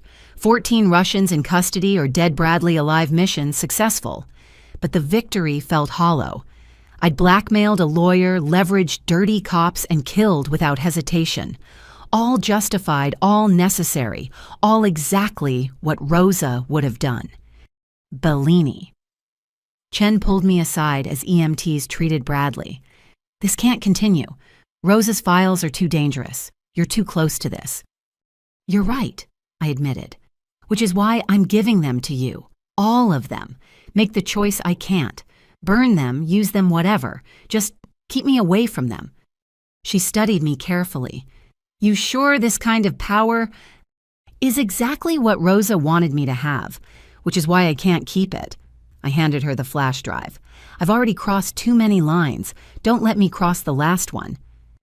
And if someone else gets kidnapped, if we need leverage, then you make the call, not me. I'll testify against Marcus, finish what I started. But Rosa's legacy dies with you." Chen took the drive, understanding the weight of what I was giving her. "For what it's worth, I think you're making the right choice." "Rosa wouldn't." "Which is why you're not her. Despite everything, you're not her." As Bradley was loaded into an ambulance, Thomas at his side, I stood in the Chicago night, feeling the city's pulse around me. Somewhere, Rosa sat in her cell, probably smiling, knowing she'd pushed me to the edge, knowing I'd used her methods, her leverage, her corruption to save a life. But I'd also walked away, given up the power she'd tried to bestow. That had to count for something. My phone buzzed. "Rodriguez. Outstanding work. Bradley's safe, but we need to talk about your methods." "Yes, sir," I typed back. "We do." The war between law and crime had blurred tonight. I'd won by becoming what I fought against, saved a life by threatening others. Rosa's greatest victory and greatest defeat wrapped in one bloody warehouse raid. Tomorrow I'd face questions, investigations, consequences. But tonight Bradley was alive, and that was enough. The family disappointment had saved the family heir using the family's own methods. Rosa would be proud, which is why I felt sick, but alive. Bradley was alive.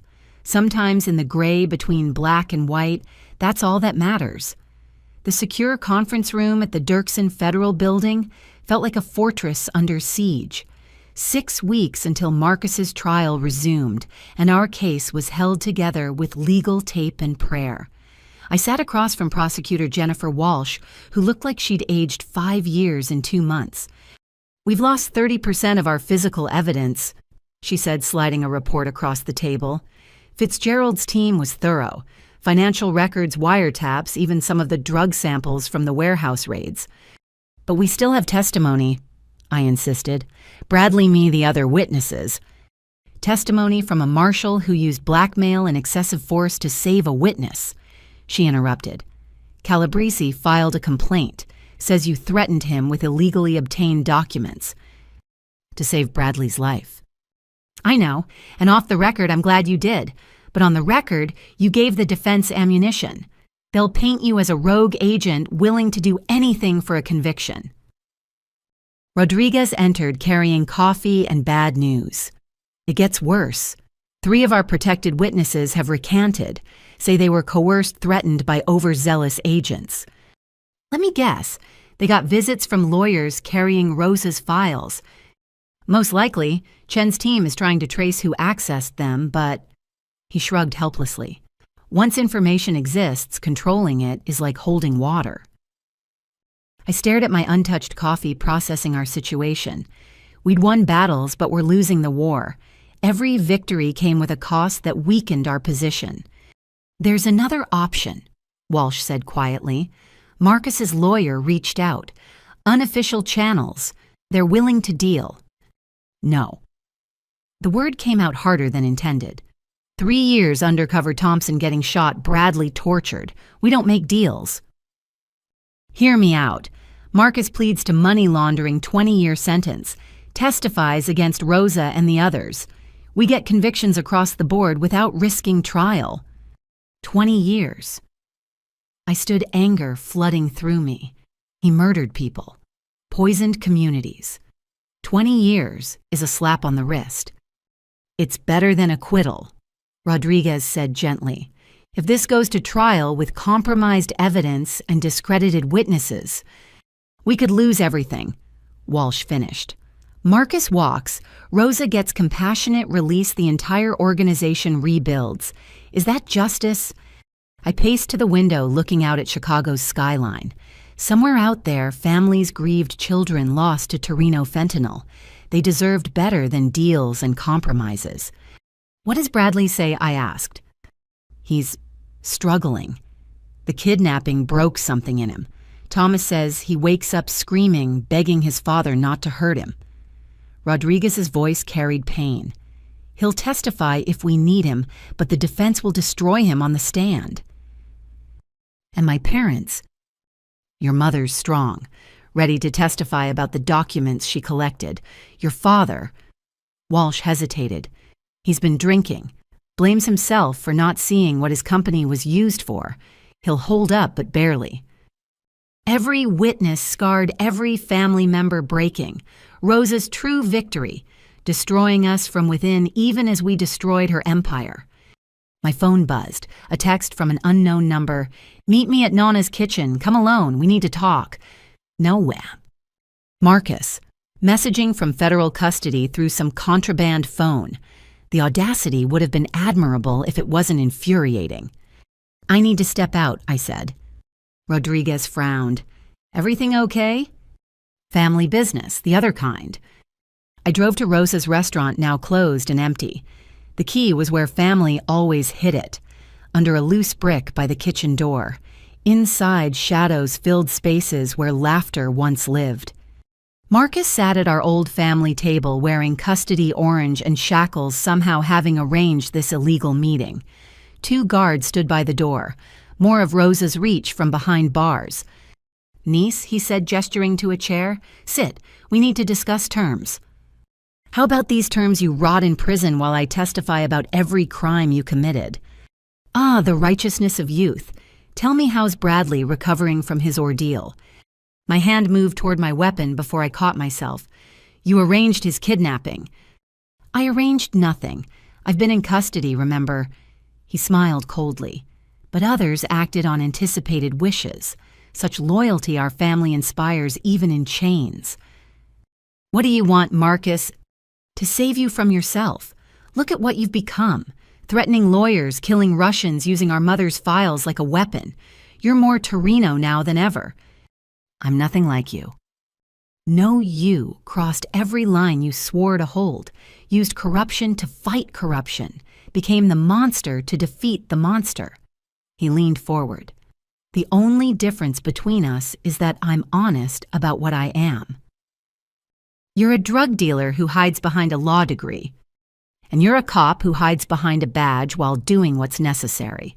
We're both pragmatists, Roxanne, both willing to break rules for our version of greater good.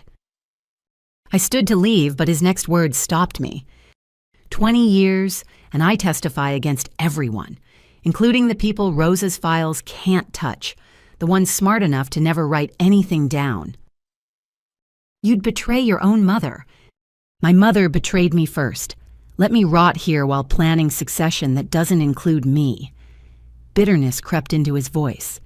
"Did you know she was grooming Bradley to take over my own son turned against me before you ever arrived?" "Bradley has integrity. She saw that. Bradley has weakness she could exploit, just like she exploited yours, that desperate need to belong to matter to prove the dropout could become something." He studied me. "We're all her victims, Roxanne, even her champions. So you'll testify out of spite. I'll testify for survival. 20 years with good behavior means 12. I'll be out before I'm 70 with enough hidden money to disappear forever." His chains rattled as he spread his hands. "Or we go to trial, I walk on technicalities and spend the rest of my life looking over my shoulder for whoever wants the throne." "You're afraid." "I'm practical. Rosa's dying, the empire's crumbling, and the vultures are circling. Better a cell than a shallow grave." I sat back down processing this shift. Marcus, the arrogant, becoming Marcus, the survivor. "What makes you think Walsh will deal—" "Because she's practical too, and because I have something she needs. Names, dates, and details that only exist in my head. The full network, including cops and politicians, Rosa never wrote down. Why tell me why not negotiate directly? Because despite everything, you're still family, and because I need you to sell it to Bradley. He won't testify if he thinks I'm getting away with it. But if you explain the reality, you want me to convince your son to let you plea down. I want you to convince him that justice comes in many forms, that 12 years of my life is payment enough for the harm done." He met my eyes. "And I want you to promise that when I get out, you'll let me disappear. No hunting, no revenge, just done." The old Marcus would never have asked, never have shown vulnerability. Prison and betrayal had broken something in him, too. "I'll think about it," I said finally. "Think fast. This offer expires when trial starts. After that, it's war, and we both know how ugly that could get." I left him there, shackled to our family's history. Outside, Chicago's wind-cut cold carrying the smell of coming snow. Another winter approaching another season of change. Back at the Federal Building, I found Bradley in the witness room with Thomas. He looked fragile, hollowed out by trauma. "Your father wants to deal," I told him straight. 20 years full cooperation. Walsh is considering it. Bradley laughed bitterly. "Let me guess. He wants my blessing. Wants me to forgive and forget so he can sleep better in minimum security. He wants to survive, and honestly, it might be our best option. Our best option is watching him die in prison. Our best option is convictions that stick. Your grandmother still has reach. The evidence is compromised. If we go to trial and lose, then we lose." Bradley gripped Thomas's hand. "But at least we fought. At least we didn't compromise with evil." "Like I compromised to save you." The words came out sharper than intended. "Like I became what I hated to keep you alive." Silence fell heavy between us. Thomas spoke first. "Bradley, maybe we should listen. If Marcus testifies, others go down too. The network collapses." "The network's already collapsing. This is just about minimizing damage." Bradley turned to me. "You know what the hardest part is? Part of me still loves him. The father who taught me to ride a bike, who read me stories, who I wanted so desperately to please. That man existed alongside the monster, and I can't separate them." "You don't have to," I said gently. "You just have to decide if 20 years is enough justice for your pain." "It's not. Nothing will be." He closed his eyes. "But I'm so tired, Roxanne. Tired of being afraid, tired of fighting, tired of carrying this weight. If taking the deal ends it, then we take it," Thomas said firmly. "We take it and move on and build a life without them." I thought of my own exhaustion, the weight of 3 years undercover of violence done in justice's name, of becoming what I'd sworn to fight. Maybe Marcus was right. We were all pragmatists now, all willing to compromise for survival. "I'll tell Walsh," I said, "if you're sure." "I'm sure I want this over," Bradley replied. Whether that's the same as justice, I don't know anymore. None of us did.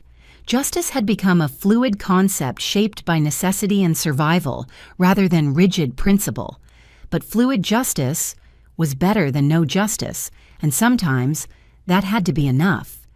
That night, I met with Walsh and Rodriguez to discuss the deal. Terms were negotiated, conditions set, compromises made. Marcus would allocute to specific crimes, testify against co-conspirators, forfeit hidden assets. In exchange, 20 years in medium security with protective custody. The judge has to approve, Walsh warned. Stone might reject it as too lenient. Or she might recognize it as the best we can do with what we have, Rodriguez countered. Either way, we present it tomorrow. As they debated legal strategies, I thought about Rosa in her cell dying slowly while her empire negotiated its survival. She'd built something that outlasted her corrupted everyone it touched and forced us all to become versions of ourselves we never wanted to be. The family disappointment had become the family negotiator, broker of compromises, and dealer in gray areas. Not the victory I'd imagined, but the victory available. Tomorrow we'd present the deal to a judge. Marcus would admit guilt, accept punishment, and betray the mother who'd made him. The Torino crime family would officially end, not with bang, but with paperwork, not with justice, but with jurisprudence.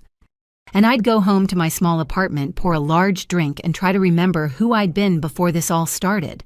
Try to find that idealistic girl who'd reported corruption, believing the system would protect her. She was gone, replaced by someone harder, smarter, more willing to work in shadows, someone Rosa would recognize, even respect. The war was ending in armistice, rather than victory. But ended was ended, and sometimes that's the most justice a broken world can offer. Judge Catherine Stone's courtroom was packed for the plea hearing. Press filled every available seat while victims' families lined the walls. I sat in the witness section, feeling the weight of 3 years condensing into this moment. Marcus entered in a suit instead of orange, his lawyer's small victory. He looked smaller somehow, the arrogance dimmed by months in custody. His eyes found mine briefly before moving to Bradley, who sat rigid beside Thomas. United States versus Marcus Torino, the clerk announced. The defendant appears for change of plea. Judge Stone reviewed the agreement with surgical precision. Mr. Torino, you're pleading guilty to conspiracy to distribute controlled substances, money laundering, and racketeering. In exchange for a recommended sentence of 20 years, you agree to cooperate fully against all co-conspirators. Is this correct? Yes, Your Honor. Marcus's voice carried none of its usual command. And you're doing this voluntarily. No one has threatened or coerced you. A bitter smile crossed his face. No more than usual in my family, Your Honor. Stone wasn't amused. Yes or no, Mr. Torino? Yes, voluntarily. What followed was an hour of Marcus admitting to crimes that spanned decades. Each allocation was a dagger to the Torino legacy. Drug shipments coordinated through his law firm murders, ordered with casual efficiency, money laundered through children's charities. Tell me about Professor Williams. Walsh prompted during the factual basis. Marcus straightened slightly. My mother ordered his death after learning he might cooperate with authorities. I arranged the logistics through our contacts in the police department. I felt the courtroom's eyes on me. The professor who'd threatened me, whose death had haunted my conscience, reduced to a line item in Marcus's confession. And the use of Bellini construction. I manipulated my brother-in-law David into storing what he thought were legitimate pharmaceutical supplies. He never knew they contained fentanyl. I specifically chose his company because his financial troubles made him desperate, and his relationship to Roxanne provided potential leverage. My father, sitting 2 rows behind me, made a sound like he'd been punched. Mom gripped his hand tighter. Mr. Torino. Judge Stone interjected. You mentioned your niece, Roxanne Bellini. Were you aware she was a federal agent?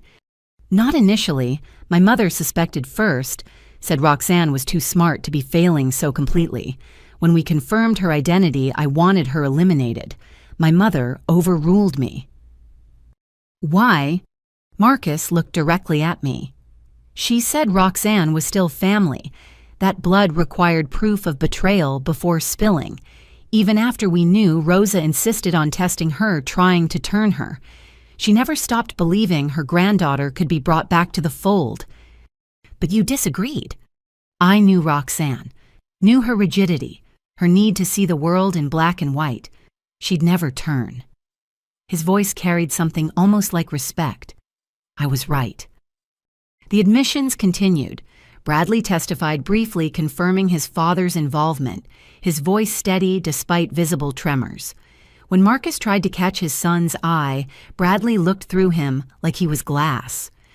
Then it was my turn, not to testify about crimes. Marcus had admitted those, but to provide victim impact, to speak for those who'd lost family to Torino drugs. Your Honor. I began standing at the podium. I've carried a badge for 3 years. In that time, I've seen bodies of teenagers who thought they were taking Percocet, but got fentanyl instead.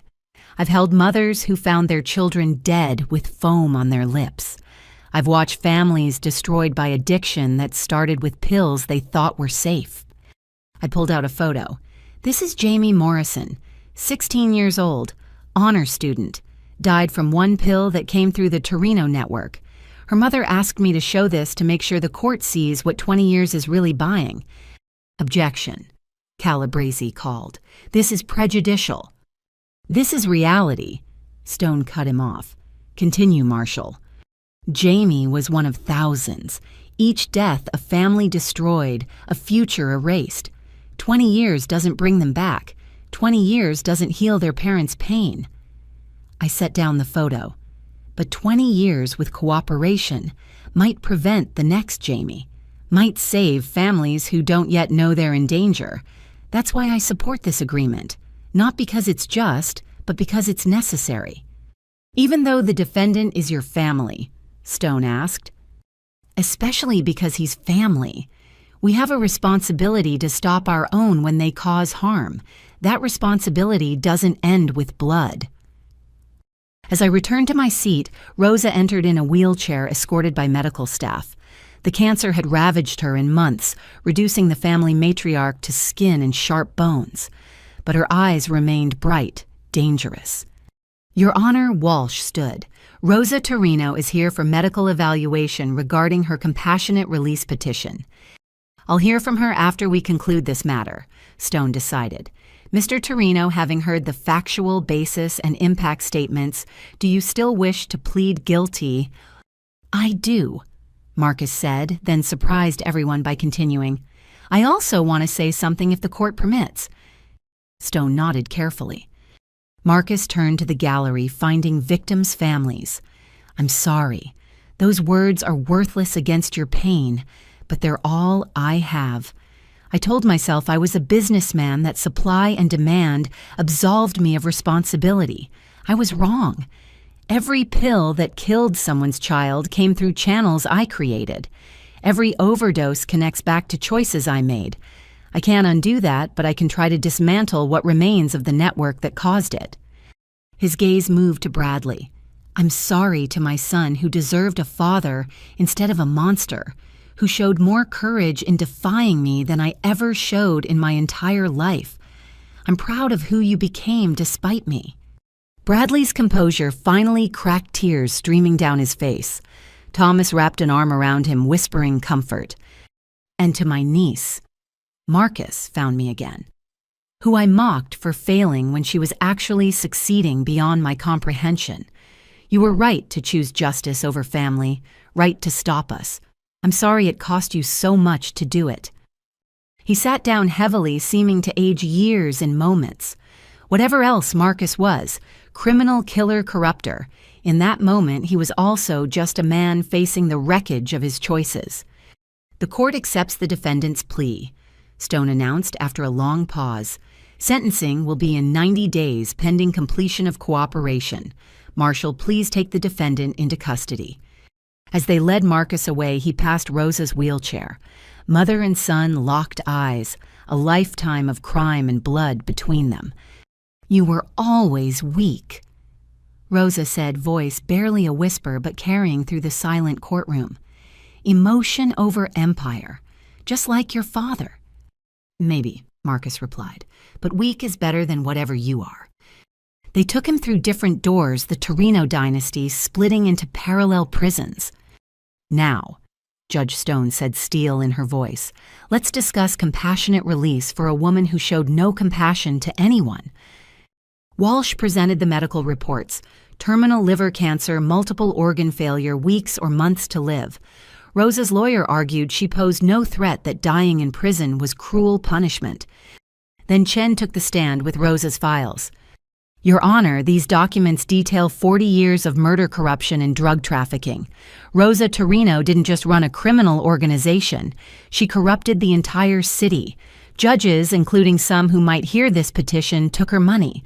Politicians who write compassionate release laws were on her payroll. Objection! Rosa's lawyer shouted. Those documents were illegally obtained. They were provided voluntarily to federal agents. Chen countered smoothly, not mentioning my role.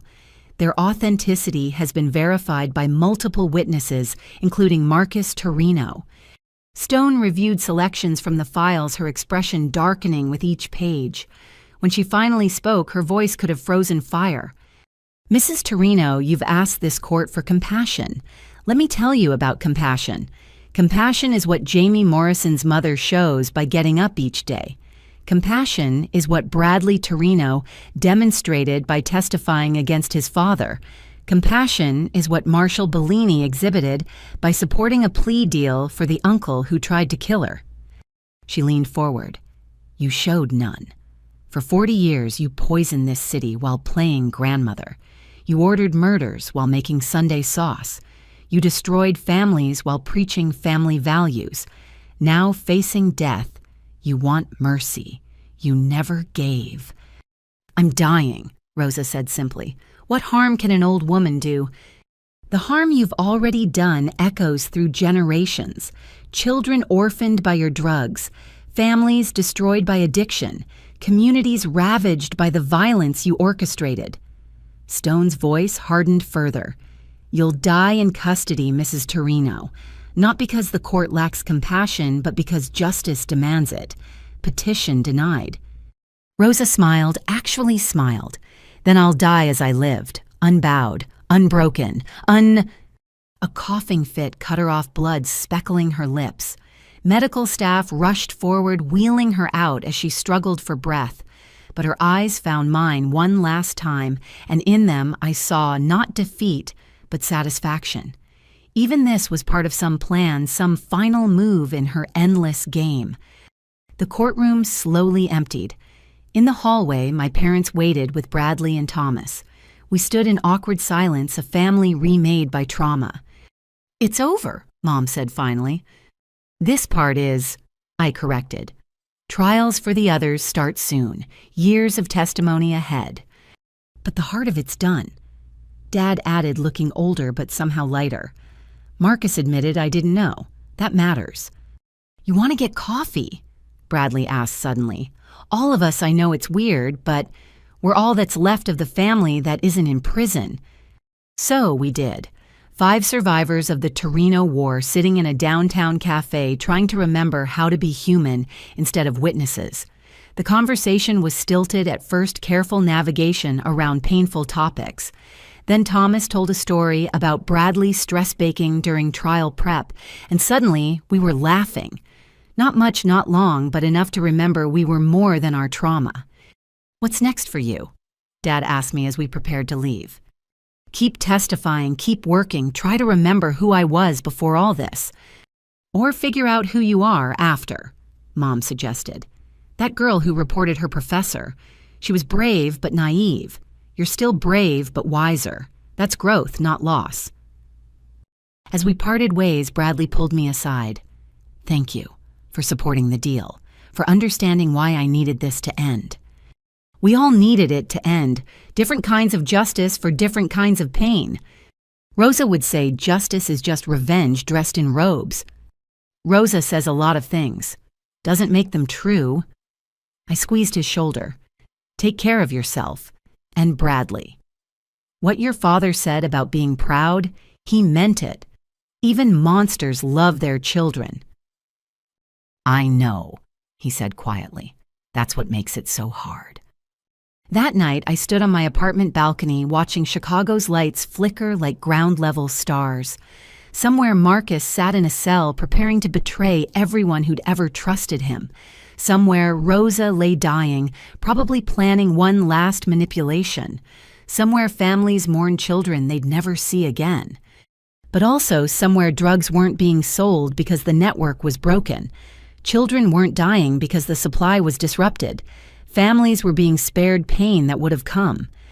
The math of justice, lives saved against lives, lost future prevented against past unpunished. Not clean, not satisfying, but real.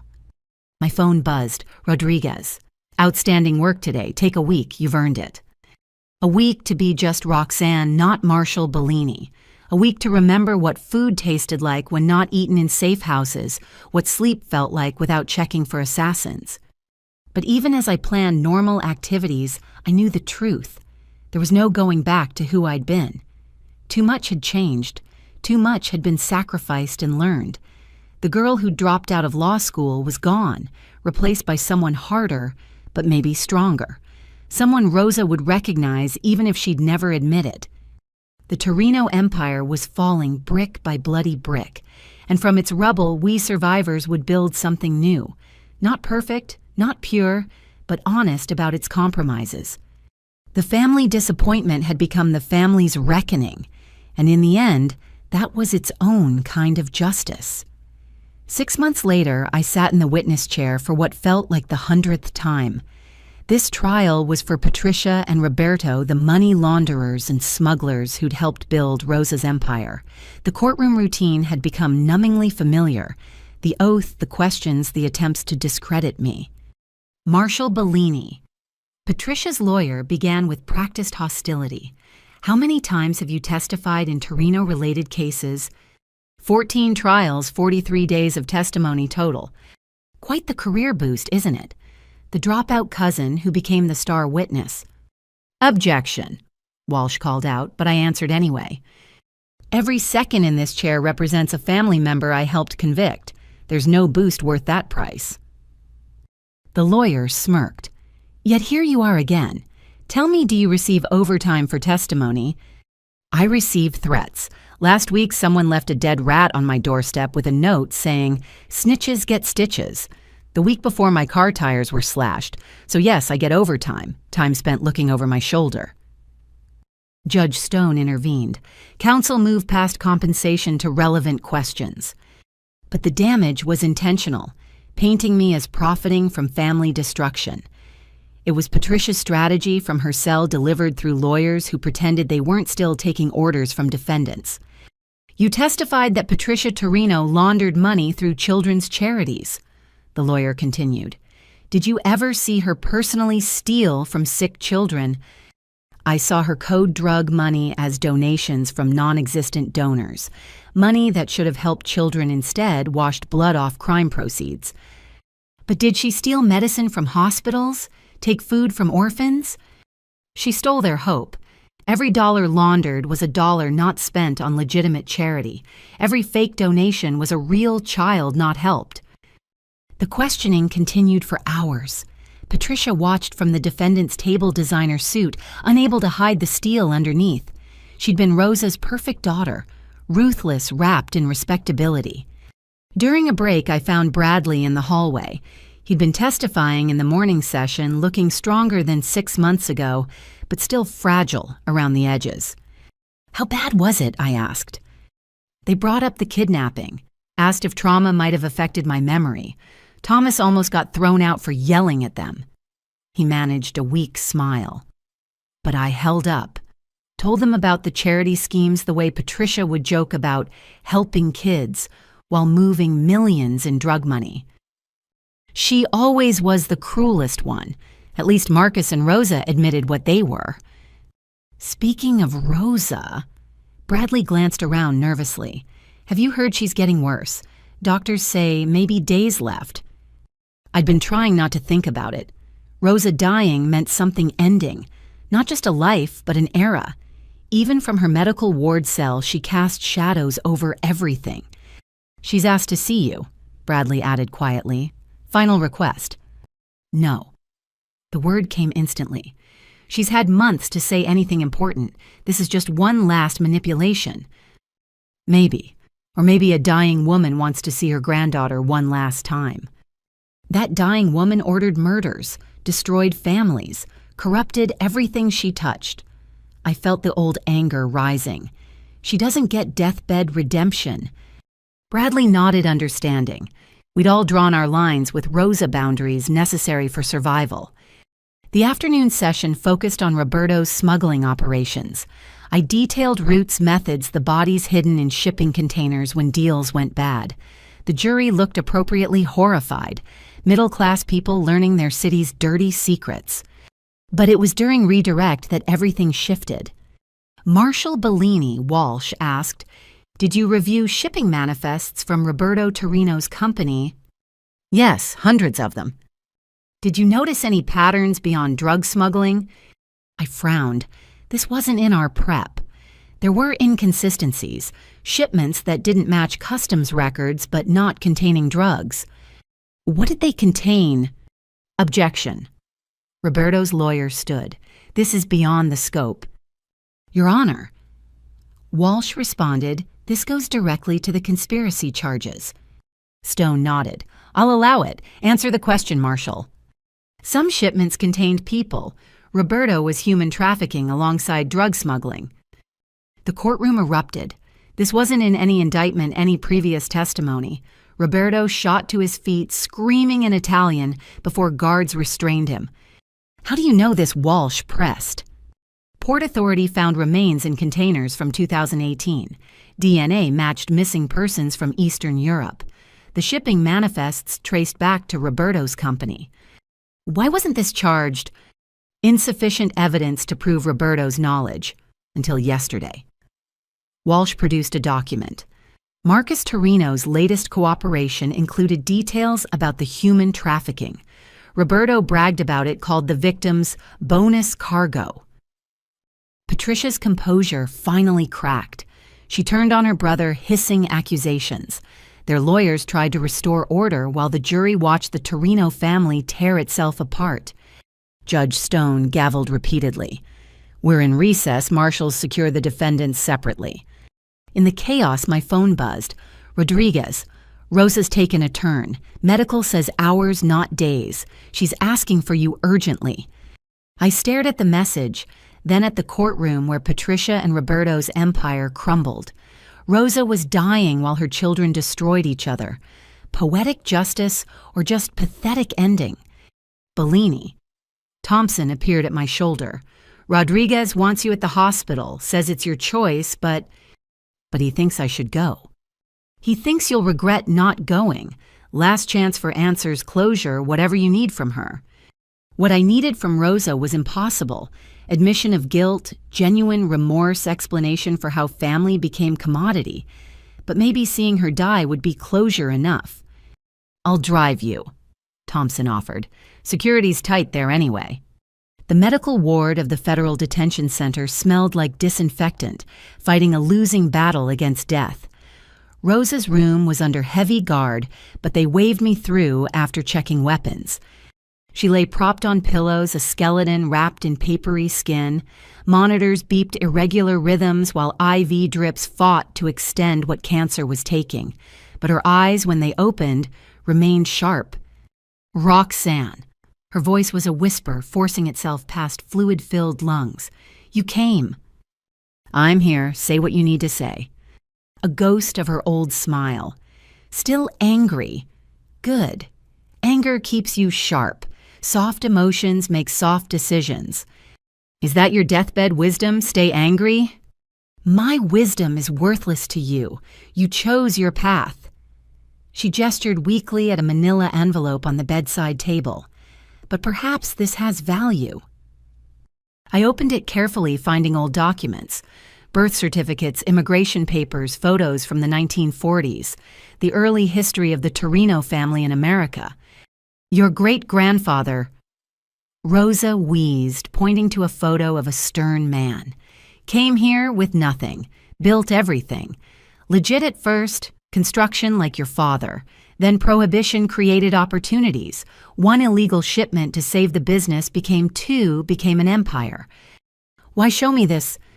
Because you think we chose crime. We chose survival. Each generation faced the choice. Stay clean and struggle or get dirty and thrive. We chose family over law every time. You chose money over morality. Same thing when you have children to feed. When legitimate banks won't loan to Italians. When cops take bribes but won't protect your neighborhood. She coughed specks of blood on her lips. Every crime began as necessity. And ended as greed. Yes. The admission surprised me. Success corrupted what survival built. I forgot why we started remembered only the power. That's why I wanted you to take over. You understood necessity without losing sight of morality. I would never... You already did. Blackmailed lawyers used dirty cops killed to save Bradley. Necessity made you compromise every principle. Her eyes held mine. The only difference between us is degree. And the fact I stopped, walked away, chose justice. Chose sides, but justice. She laughed a wet sound full of razors. Watch Patricia and Roberto destroy each other. Watch Marcus betray everyone. Watch the violence that fills our vacuum. Is Chicago safer? Are fewer children dying? I couldn't answer. New suppliers had moved and other families expanded. The drugs flowed from different sources, but still flowed. I'm not here for philosophy, I said finally. What did you really want? To see you once more. To give you that envelope. To tell you... She paused, gathering strength.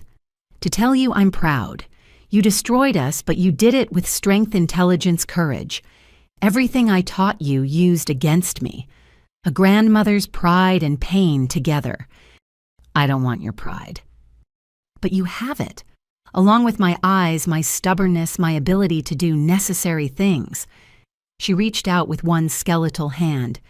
We are not so different, granddaughter, both willing to sacrifice for our version of family. Against my better judgment, I took her hand. It felt like holding twigs wrapped in rice paper. There's one more thing, she whispered. In that envelope at the bottom, for your eyes only. I found it. A sealed letter with my name in her careful script. Don't open it here, she said. After, when you need to understand.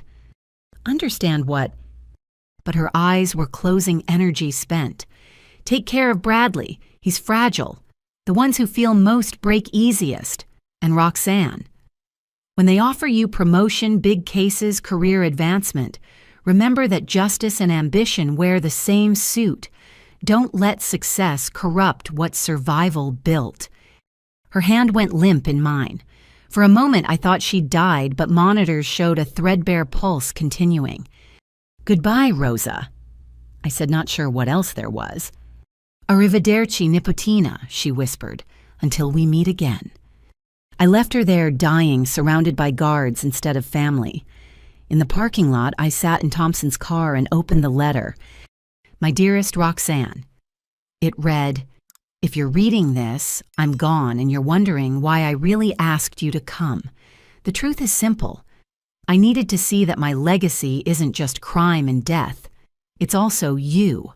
The strength to stand against family, the intelligence to destroy an empire, the courage to choose justice.